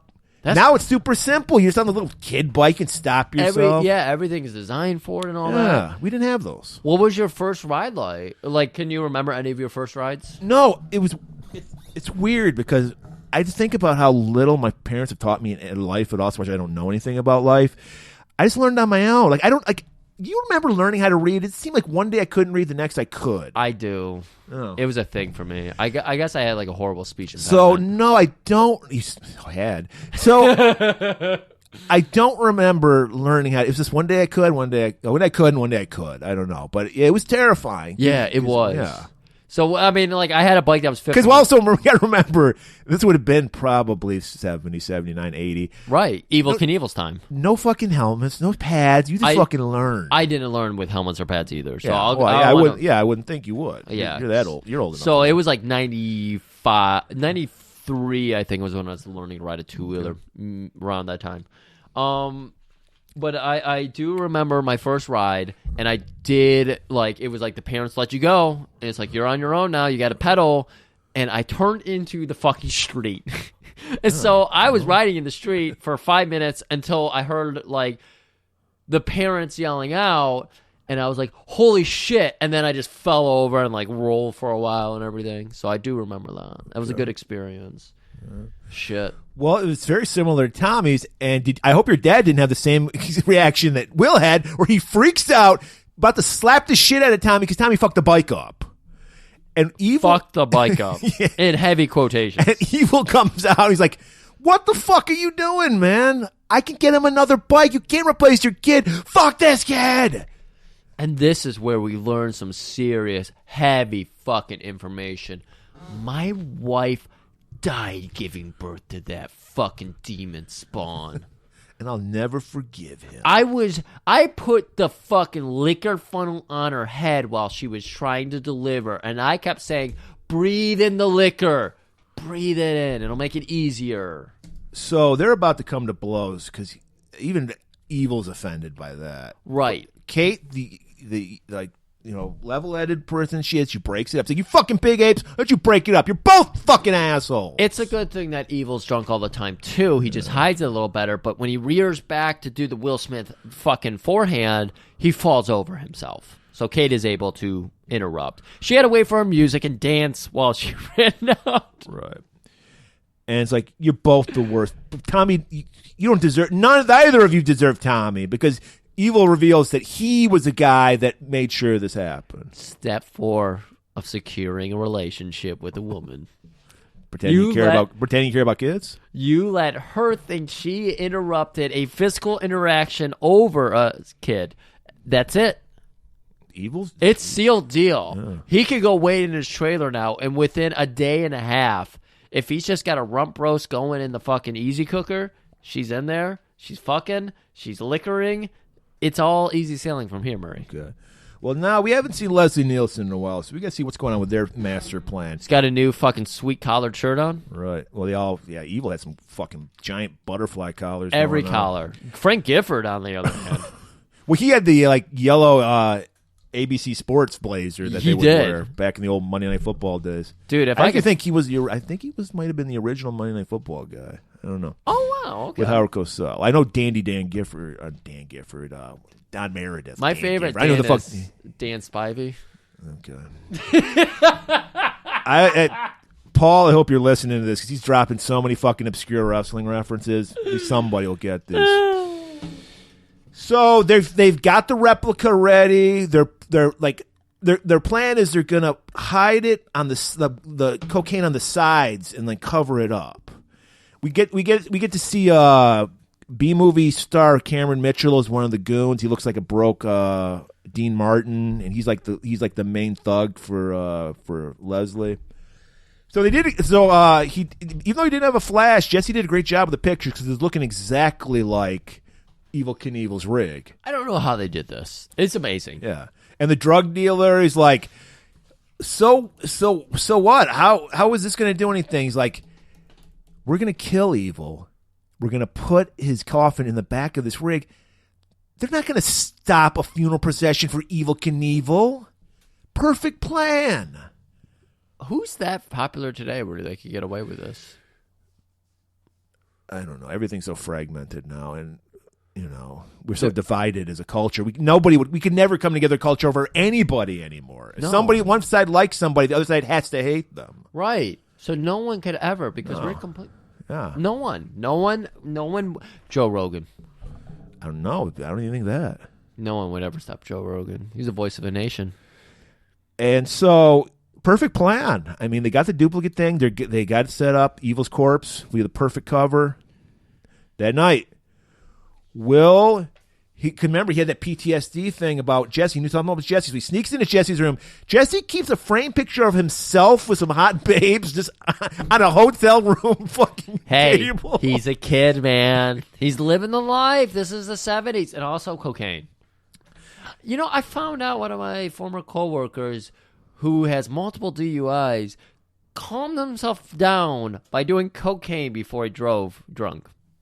Yeah, he nearly died in an accident, so I'll just go ahead and say, don't do this. Evil Knievel is wrong. Don't abuse alcohol.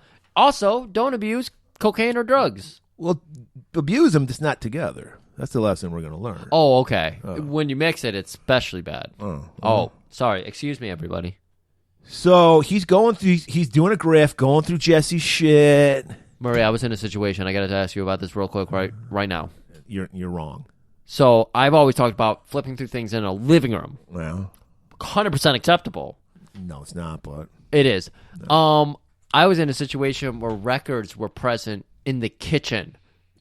And were you just jonesing to just go through that shit? I looked at it and I was like, I can't go through this. This is the kitchen. You can look through it if you ask for permission. That's all you got to do. I didn't want to ask for permission.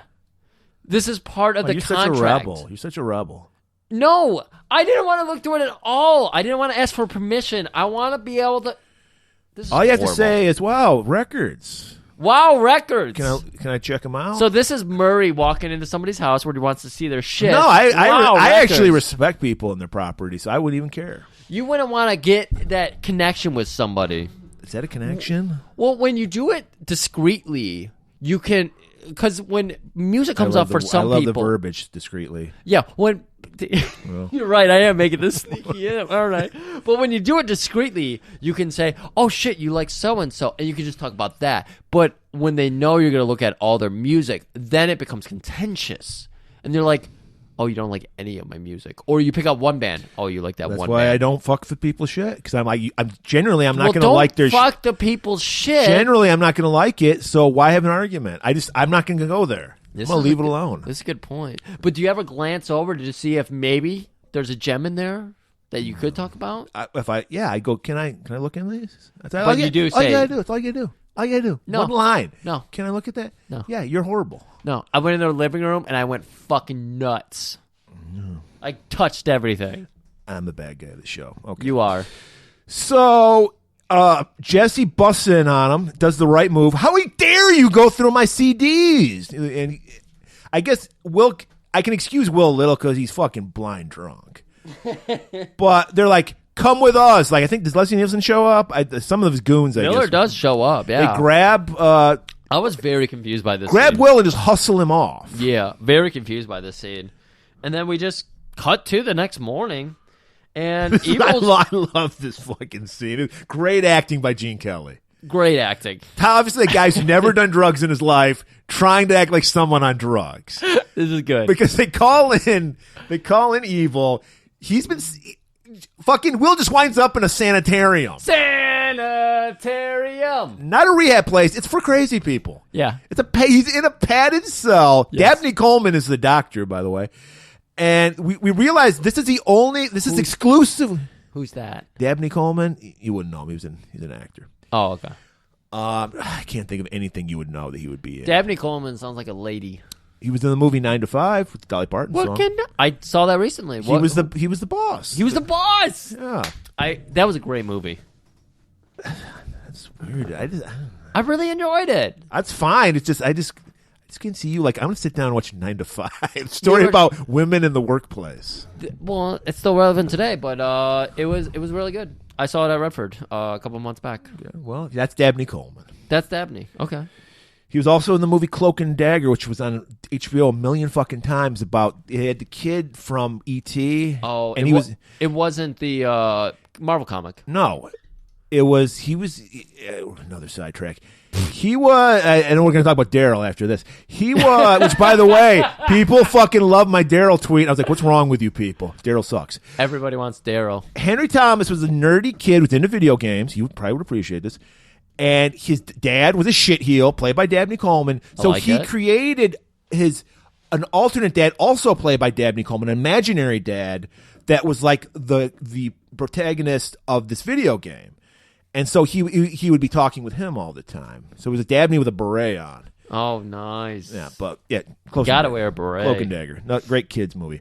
So they hustle him up. So we see they call in Evil, and they're like, "Your friend's tripping balls. We don't know. He has some unknown drug in him. They don't even know. They haven't got the toxicology reports yet." And we've seen him drink drugs before, and he handled it fine. He just passed out. Now suddenly they've given him something. It had to be P2P. And this is when we see Gene Kelly, his toupee's askew. He's like, ah! And there's like this fucking padded cell, this filthy padded cell. Calm down with that. You star of Millhouse over there. And, well, 'cause she's on drugs too. Well, she's going to think you're on drugs. And we don't need that. This is where the scene that Griff alluded to earlier, where Eve's like, no fucking way. Sure, he does a beer bong every once in a while. Sure, he's drinking a keg by himself. But my friend does not do drugs, okay? He does not do drugs. I have to point out when Evil arrives, they go, we're in an American-only sanitarium. Yeah, I pointed it out. Oh, okay, I'm sorry. There's too much happening right now. Everyone, don't worry. Everyone speaks English. Yeah. American only. 'Cause that's the only place Evil would keep him. He's like, I'm not putting some fucking Mexican rehab clinic. Yeah, I like this. They were like, this is motherfucking Gene Kelly, singing in the rain. Of course we're not going to put him in a fucking Mexican sanitarium. We're going to put him in the American one where we speak English and eat Cheetos, not Cheetas. But Evil's like, even though he still does not believe that Will would ever take drugs, he's like, I want to give him the best care possible. This is my friend here. Because he's a saint. Elvis, Evil is a saint. Yeah, and there is a nice touching moment there where Evil touches the window, and he's got his face against He waterfalls his face through the glass. He just waterfalls. So now we're out the outskirts of Mexico with Jesse and Millard, and they got the shittiest looking bike I've ever fucking seen. It looks ridiculous. It makes Red Brown's Captain America bike look cool. I didn't even think about that. Yeah. That is what is happening here. And what was the stencil on the side? It had a name. It's a Stratocycle. The Stratocycle. It's a bike made look like an eagle. So it has wings on it. It had a fin like it was a plane. That's what I saw. And it has the gas tank has like an eagle's head on both sides. Yeah. It looks like fucking trash. It's so bad. You know that was like Evil's customized bike. Like he really owned that. Yeah, bike. He thought it was cool. He was like, guys, can we pretty please put this in the movie? And Jesse said, because Miller's like, I got your new bike, buddy. And they're testing it out in the middle of nowhere, just like a nuclear bomb. You test it in the middle of nowhere, so nobody sees you. No one knows how fast this bike can go. No one knows how hard it could hit a ramp. And there's probably nitro in there. So this is like Jesse's gift for doing the good job with the pictures. He's like, this is your bike. You're going to be the next Evil Knievel. How do you feel about being the next Evil Knievel, Jesse? Sounds great, sir. So he takes off. We got this obnoxious fucking overlay audio of the bike to make it look high-tech, sound high-tech. Exactly. And he's like, sir, it's great. He's like, well. You know what that sound effects is? No. Well, they used it later. That's the Excite bike you're about to overheat noise. That was this bike accelerating. Okay. So, fucking Christ. I thought it was just Jim Carrey making the most annoying sound in the world. Oh, my God. That's so good, too. He retired from acting. Well, we lost the dear soul. We're going to have to do a movie for him. Well, we're going to get Sonic. We're going to get Sonic 2, so don't worry. We're going to get Sonic 2. Sonic. So, Millard's like, hey, Jesse, how would you like to drive my Porsche? He dangles the keys in front of his face. Hold on. The first thing he says is, you're going to go for that world record. And Jesse has a moment where he's like, Evil's going for the world record. What do you mean I'm going for the world record? And that's when Millard's like, I got to dangle something else in front of this kid's face for a minute here. Not just Coke. He's already coked up to the fucking gills. So he's like, hey, you see that Porsche over there? Not only is Miss Elizabeth in there. This is way before her time. Baby Doll's over in there. Is that still before her time? Yeah. I don't know 70s wrestlers. What does Farrah Fawcett? Let's think about 70s first. Farrah Fawcett. Okay. Yeah. Farrah Fawcett's over in the passenger seat, and she needs a shifter. And we mean your penis. So he's like, fucking amen. I'm getting in there. Praise be. So he jumps in, and then some nefarious shit happens. Then we see Cameron Mitchell come out with that duplicate of Evil's bike. And they have some goon drive. He's like, is that thing going to work? You better believe it's going to work. This transmitter's 150 miles away. I can use this transmitter. Just Leslie Nielsen's normal voice is just so perfect for conniving details like this. They're so good.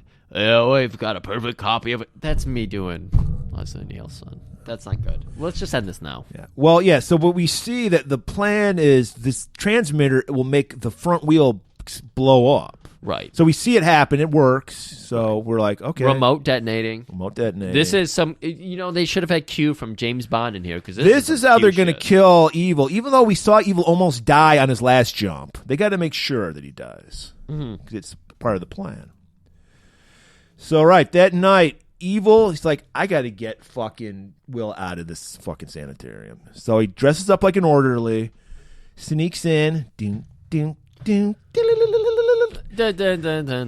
throws like a rock, distracts somebody. He's got it all. Yeah, I love that because the guard even says, is that a fucking rock? Right. And then Evil, expert locksmith, so he pulls out his little lock picks. Look, when you're Jesus, it just comes to you. Opens it. Yeah, Jesus was known for breaking into a lot of places. I mean, he was a carpenter, he was a thief, and he was a good guy all around. Will, still tripping balls, attacks fucking Evil because he's fucked up. Evil calms him down, and he's just like, look, I know you don't do drugs. You're a whiskey man. You drink a whiskey drink, and it was like drink a vodka drink. And then when I have to pee, I use the kitchen sink. You get knocked down, you get up again. Ain't never going to keep you down. Are we going to talk about Jack Black or Jack White interrupting Beck's show now? No, we'll do that later. Oh, okay. And so he's like, I'm going to bust you out, but I want you to stay the night for some reason. We got to stay over because he's on Millard. He knows about the plan. Millard knows that if he busts him out, then he's on to his plan. So he's like, I can't bust him out. But how does Evil know about Millard's plan? I don't know, but it was because he's perfect. It's very confusing. This part makes no sense. Well, because he knows there's no way that Will would do drugs. So he's like, something's got to be off. Right. So his evil senses are tangled. But this ended up being very good. He must have slipped him some... Okay, Murray, you're going to have to help us out with this one because we know you know all about 70s scientific bending, weaning off of drugs, chalk bars, orange shoes. Yeah.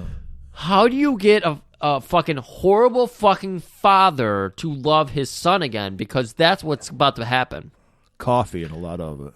Oh, it's just coffee. Yeah, hot coffee. Hot coffee? Hot coffee. What kind of cup? I think that it's got to be a specific that cup. Slurpee jug that he was slipping. The extreme gulp? Yeah, extreme gulp. You think? Well, it's got to balance. If you take an extreme gulp of whiskey, you got to take an extreme gulp of coffee to balance it. Okay. I thought maybe Kojak logic would work into here, and he'd have a little styrofoam cup, and that was it. No. Okay. And but he's like, so I got to keep you here for the night, but I'll break you out in the morning. He's like, okay, Evil, I'm cool with that. I need you, Evil, to take care of Tommy till I can. He's had one sip out of that extreme gulp of coffee, and he's all... Well, it's like it sounds like the drugs made him a better father. So maybe drugs aren't bad. Oh my God, drugs aren't bad? No, they expand your mind. They expanded his mind. Finally, we get the truth here. Next day, it's jump day again. We see Tommy trying to get a hold of his dad. He's like, Dad never misses Evil's fucking jumps. I want to talk to my papa. Papa! And they're like, sorry, kid. Your dad's fucked up. You can't talk to him. Maybe tomorrow. Oh, maybe tomorrow. And so, of course, Kate and Evil, they're coming from opposite ends, and they just happen to converge, right? They're meeting halfway. Yep, they're meeting. Meet me halfway. Right on Tommy as he in his moment of need, and it's like their hands interlock over, a lock of his hair, and that's just beautiful symmetry right there. Hands locking, lock of hair. It's beautiful. So these two are gonna fuck. Yeah. But before that, Evil's got to jump. But he's got to do the warm-up routine. They love the warm-up routine. So he's like, time to go for broke. And this was a very odd setup. But I don't know, maybe they do jumps differently in Mexico. It's a jump where he goes down and then he comes up. And at the top of the hill he goes down there's a little room, a little chill space for Evil to get his mind together. Right, he's got to meditate. He's got. It's like a locker room too. Right. Well, you can't always drink out of your cane. Sometimes you got to fill it back up with liquor. And you just need to be shielded from the sun and everything. It is hot in Mexico. It's very hot in Mexico, especially when you're drunk. So now we cut to the box. Miller's got his own private box with his goons, and they're talking. And the goon is like, I don't know about this Jesse guy. He's hopped up on goofballs. He's definitely got the skill to be the next Evil Knievel, but here's the thing. He's a fucking addict. We can't have an addict in our goddamn system. Right, now, if it were alcohol, that'd be fine. Right. How are we going to sell merch to kids if he's a junkie? Kids love alcoholics, but they don't like junkies. Exactly. Cigarettes, Jesse alcohol. walks in, overhears this. Of course he does. He's downtrodden. He's like, fuck that. I'm going to prove to these guys I'm better than Evil Knievel. So he fucking runs all the way across the fucking football field to get to... soccer field. We're in Mexico. Remember? Oh, excuse me. No. You even did that wrong. That's kind of funny, though. That was a good joke. That was a joke, right? Yeah, well... Because it's a football field. Oh, yeah. I see what you did I there. know, it's adorable. They call it football. I see what you did there. It makes more sense because of the foot and the ball. Yeah. Okay. So Jesse makes it all the way across the football field before. Even if he's a junkie, he's got great cardio. Great cardio. Oh, Jesse does. Yeah. Well, also cocaine makes you run really fast. That's what they tell me. Yeah. And so he's made it all the way across the football field. Evil's still in the middle of his meditation. He's still in the middle of his fucking shot routine. Which, oh my god, if you've ever seen it, he plays the Ouija board with shots. And he calls to the spirits to tell him which spirit to pour into his shot glass. That's how he does it. Well, you really stretched for that one. No, I did it. That was good. Good. Everyone's going to tell you about how good that was. Okay. So he's doing his Ouija routine, and Jesse shows up, and he's like, end of the line, Evil. I'm making that jump because I need to prove it to not only Mr. Miller, but to me. Get the fuck out of my way. You, my young man, my little gentleman, have not been drinking alcohol. You are high. He's reading the eyes, and they're dilated. Oh, they're dilated. You are high on actual drugs, not alcohol, which is not a drug. No. You need to check yourself. Alcohol, if anything, steals your nerves and makes you better. Yeah. For a jump. You need to check yourself before that little tush has to cash a check it can't deposit. I thought you were just going to say check yourself or you could wreck yourself. But that would have made more sense. So he's like, no, Evil. He's hopped up on goofball. So he hits Evil with like a helmet, I think. This kid stays far away from orange juice and chocolate bars, clearly. Right. Yeah. Knocks Evil out. Does the old switcheroo. He puts on Evil's head. I mean, this is why we have the scene, because he needs an extra Evil jumpsuit that fits him perfectly, even though Evil's like a fat, middle-aged guy, and Marjorie Gortner's a super skinny guy, but the Evil jumpsuit fits him perfectly. Here's the other thing I don't get. He's an attention hog. So was he going to make the jump and then reveal? Yes, that's exactly what he's going to do. Okay. And so he gets ready to do the jump. We see Frank Gifford. He made the trip to Mexico. He's talking about 150 feet of fucking flames, cartoon flames. Yeah, Johnny Cash doesn't even know how to write a song about this because it's too dangerous. Right. He's always doing like little rings of fire. Yeah. No, how about a fucking 150-foot stretch of fire? No. Yeah. And so he goes down. He makes the fucking jump perfect. But remember, we got Cameron Mitchell, a little transmitter. And he goes, boop. Transmitter. And we get a very shitty 70s special effect, Neil Breen level explosion. And we see the fucking thing pop. Jesse spills his guts. He's splattered on the other side. So we know it's fucking horrible. The ambulance comes over and everything. Cameron Mitchell's disguised as an EMT with an ambulance. So they got it all because they want to get that Evil's body so they can smuggle him. Right. And so they go, Cameron Mitchell gets up out of his ambulance and he goes over and they roll. This is very akin to the scene where earlier they rolled over Evil and he locked eyes with Kate. And he was like, I'm sorry, babe, I'm not dead yet. And this time they roll him over and his eyes are wide open and they're full of life, but he's dead. Isn't that a beautiful contrast? Because his eyes were beaming. I read those eyes. Great acting. It was great acting. And fucking Cameron Mitchell shits himself. He's got the little walkie-talkie. He's like, he's fucking dead. It's Jesse. what the fuck we do? So Millard, he's seeing his plan go up in smoke, so he's calling an audible, and he's just like, get him before he gets to the cops. Stop him cold and grab that fucking kid, that Tommy kid, for leverage if you got to. Yeah, it's just like grasping at straws here. It's like, I don't know, fucking let's do all this shit. So they take Evil, where he's in air quotes, Evil's body. Yep. Jesse, and they also kidnap Kate and Tommy. Yep, and they're all taken to the hospital. Evil's starting to come to. He's still up in that starting ramp booth. He hasn't really figured out what's going on. So he's suiting up into his other beautiful 70s outfit, like the orange tang with the green and lime stripe on it. Yeah. Green and lime. That's what I meant. Yeah, green and lime. He looks out his door for his little starting booth, and he sees that there's a gunman coming after him. So he's going to finish the job. He's got to make sure Evil's dead because, everyone thinks Evil is dead. So they got to cover up.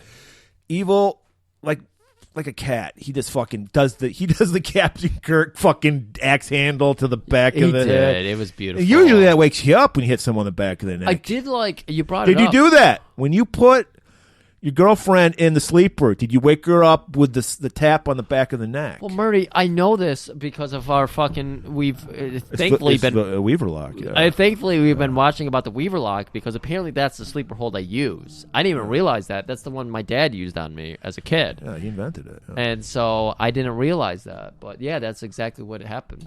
Guys, it's all okay. Consent forms. Yeah. Rumpology.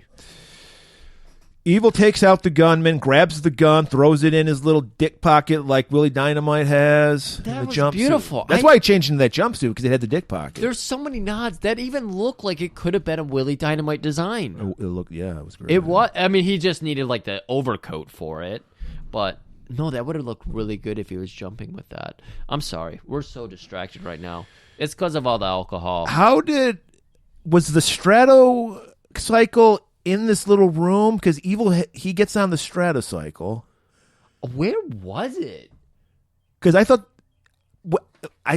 Jesse didn't run. He rode the Stratocycle to the thing. I was mistaken. Jesse must have rode the motor, which we know this Stratocaster has no sound. It's like the silenced helicopters we talk about and like Face Off, where you don't notice the helicopter until the helicopter is an inch away from your face. We just did a whole bit about it had the sound from that video game you were talking I know, about. but it also has the ability to have silent mode? The silent mode. Okay. Because we see that they sneak up on people. They're 20 feet away, hiding in a bush, whispering.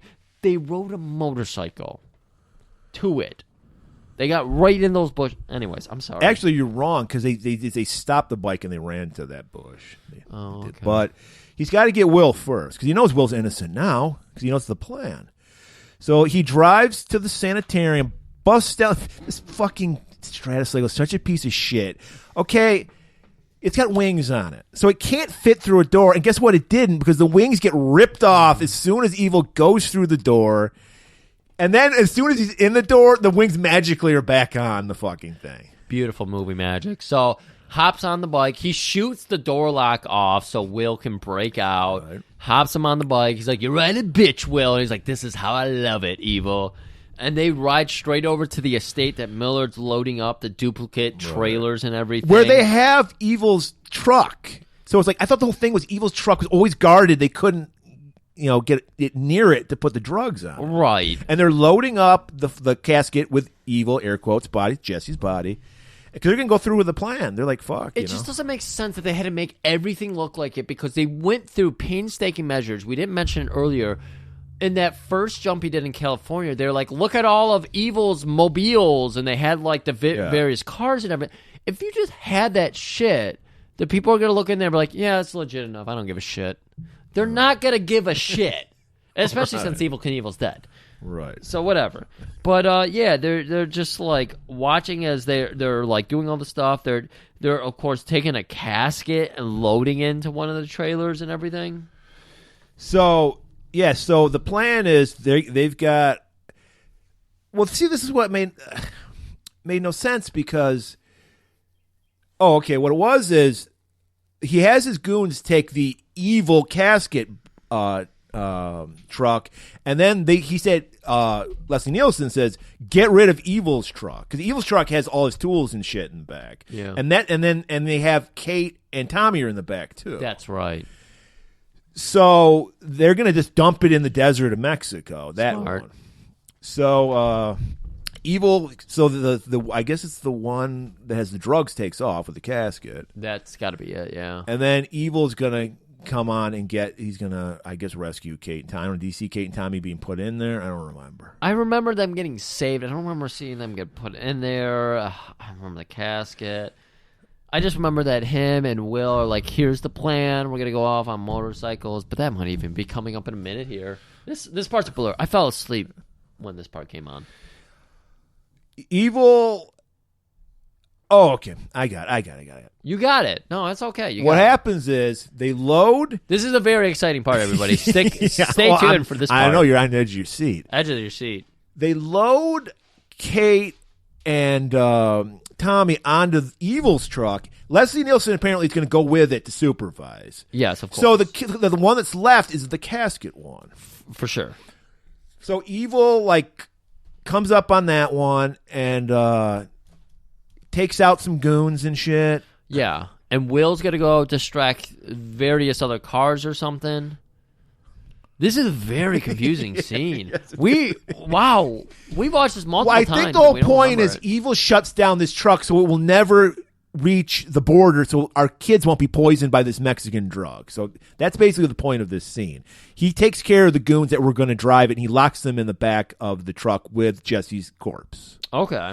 And then now they're going to chase after Leslie Nielsen and his Porsche. Yes. And his truck, Evil's truck, that has Tommy and Kate in the back. Okay. I do remember Will going after Millard in his Porsche, and they notice him, and they shoot him, and we get to see Will rolling to his death down a... Well, yeah, because what happens is... Because they're in the desert with all these hills and shit, so Evil and Will get the high ground, and they're watching the truck come. So... The plan is, originally, Evil's like, I'm going to take care of the Porsche with Millard. You take care of the truck. And then Will's like, I can't fucking do that. I got to take care of the Porsche. I can't fight people. And he's like, here's a gun. Put it in your little crotch hole like Willie Dynamite would. So he's like, I can't keep up with that truck. You got to do that. Evil's like, fine, I'll do that. You take care of the Porsche. Yeah. So this is where, so then... Yeah, because Will's job is to draw Leslie Nielsen off. Yeah. Because they got the guns. And he gets shot. Mill pulls over, checks on him, and she's like, that's one dead Willie. Right. Well, no, he doesn't. I don't think he doesn't know who. He's just like, whatever, that guy's dead. Well, he's just saying that as an expression, like a dead penis or a dead dick or a dead, Johnson. All we know is that Gene Kelly crashes, and did he get shot or he get shot at? He got shot at, and he rolled over. Well, no, he went up a hill, and then he didn't know that the hills go down the other side, too. So he goes fucking crashes down the other side. That's the weirdest thing of the about hill. hills, yeah. And especially people like Gene Kelly who always talk about going uphill, downhill for school and everything. So Evil's job is to stop that truck that's got Tommy and Kate in it. So he's got the whole place, even though he's never been to Mexico in his life, he's got this whole area scoped out. He's got the high ground. Oh, right. So he goes up a hill. First of all, he goes past the truck. Yes. Goes up a hill. Gets on top of a tunnel. Happens to be a tunnel there. Happens to be a tunnel. We see Wile E. Coyote. He's got the wet paintbrush. And then the truck goes through the tunnel, and then Evo, Viva Knievel. He flies off of the top of that tunnel, lands perfectly on top of a moving truck. Heads up to the cab. Just starts pulling shit. Oh, of course. Cameron Mitchell's like, what the fuck's going on? He gets out. He's like... We got a passenger starts trying to shoot up at him and It's everything. basically Raiders of the Lost Ark scene. Yup. Evil's just pulling shit. I think, did he deactivate the brakes? I don't know what the fuck happened. He's to the just truck. pulling tubes. Because we've all driven by trucks before. There's all those tubes hanging between the cab and the trailer. I thought what originally he was going to do was release the trailer from the semi. And then they would just take off. And then he... Something. No, he just pulls shit. No. And it works. The fucking... Cars, maybe it was the power steering. I don't know, but the guy loses control. Cameron Mitchell goes flying. He gets splattered on the side of the road. The car stops. The truck stops. Yeah, the truck has no choice but to park off the road. So, during this whole thing, he hid, and the passenger came out, and he bopped him on the face, and so he's gone. So now it's just the driver who's pulled over. He gets out of the car, and he's like, what's happened here? And, of course, Evil, he being so strong and full of alcohol, he's able to bop him like nothing. Goes in the back, releases Tom and Katie, and the Kate loves him now. That's the final. That's final fifth step. Final That's fifth step. So that's what I'm working on. I told Kate I was going to take her on a trip, out to Florida, and what she doesn't know is that I'm actually going to be putting her in the back of a trailer, and I'm going to try to save her. Is there going to be cocaine in that? I'm going to be on cocaine. Oh, God. Yeah, I'm going to have one of those beer funnel hats just full of cocaine. Tommy's like, where's my dad at? I don't know. I'm fucking drunk. What do I know? I'll go. Don't worry. I'm going to go back and get him, son. You guys stay here. You hide out in those bushes there. So Kate and Tommy go hide in the bushes. Evil goes back to check on... I think he goes back to fucking check on Will, but then he gets intercepted by Leslie Nielsen in his Porsche because Leslie Nielsen is following the truck again. Yeah. This is the worst ending to a show It ever. is so fucking convoluted. And I'm talking about our show. And so Evil fucking... Yeah, I meant our show. Evil fucking draws Leslie Nielsen off. There happens to be a little Mexican town. This is very much like Rambo 2, by the way. Because they're putting this whole little town in danger. Yeah. And, of course, Millard Well, is just at least Evil Knievel didn't blow up the town like Rambo did. He was trying to. So we watched this movie to see. I mean, you got to remember this is the '70s, the biggest decade for car chases. So we got to have another car chase. I will say, I was impressed by this Porsche. This Porsche is going fucking off road, and you think the axle would just rip off this fucking thing, but no, they're doing all this shit, dirt roads, driving around. There's all kinds of houses built into the countryside, so they form ramps. Yeah, there's ramps everywhere. Evil's a little parched, so he stops in the cantina for some tequila. Destroys the fucking interior of this cantina. Yes, of course. And, of course, Han's in there shooting first. Exactly. And then Leslie Nielsen parks outside of it, which gives another perfect ramp for Evil to jump off. So he comes out of the cantina, uses the Porsche as another jump. Millard has the Associate in his car, so he gets flambasted. So now it's just Millard in his car, and he's going to drive off back home. That scene was just there to fill some time and have some more stunt driving. There's no point to this scene at all. They go up to a cliffside. It's getting to a hairpin turn. Evil takes it perfectly. The Porsche doesn't take it so well. Yeah, it barrel rolls down the thing. We get an awful green screen of Leslie Nielsen and the guy Yeah. We get an awful Neil Breen explosion on fake explosion on the Porsche. Porsche blows up. Evil just gleefully laughs as he sees men burn into their death. You should have done alcohol instead of drugs, you fucking idiots. Evil comes back. While that's happening, Tommy's hiding in there. He's like, hey, who is that? What is that? And he notices Will stumbling around. Goes, he's stumbling. He's drunk. Yeah. Even he recognizes his dad stumbling. But this is the thing, Griff. It's like whenever there's a drunk driver, the drunk driver always lives. And the same thing. It's with Will because his body is so loose that he doesn't even get hurt. It's loose as a goose. Right. And he's like, I'm fine, even though I'm a 60-year-old man. How did I survive this crash? But... finally, he's like, I love you, son. I love you, Dad. It's a beautiful moment. Evil shows up. Everyone says, we love you, Evil. We cut to the sun. We cut back to Evil's in the stadium. Well, Evil's like, I still got a job to do. Right. We still got that jump. And we're cutting over to the stadium. He fucking lands the jump. Well, no, I think doesn't he just fly off and then we cut to Eva, Viva Knievel. They don't even. It transitioned into the animation of him landing and then the credits. Beautiful. I woke up for this part. Beautiful. Yeah, it was beautiful. There you have it, people. The true story of a real Evil American hero, Knievel. as far as I'm concerned. Yeah, he should be on the quarter. He should. Oh my God, he should be on a quarter. People keep talking about Harriet Tubman on the 20. Put Evil Knievel on the 20. He almost looks like Andrew Jackson, so you don't got to do a lot of fucking. Just put some American flag shit on Andrew Jackson. It's Evil Knievel.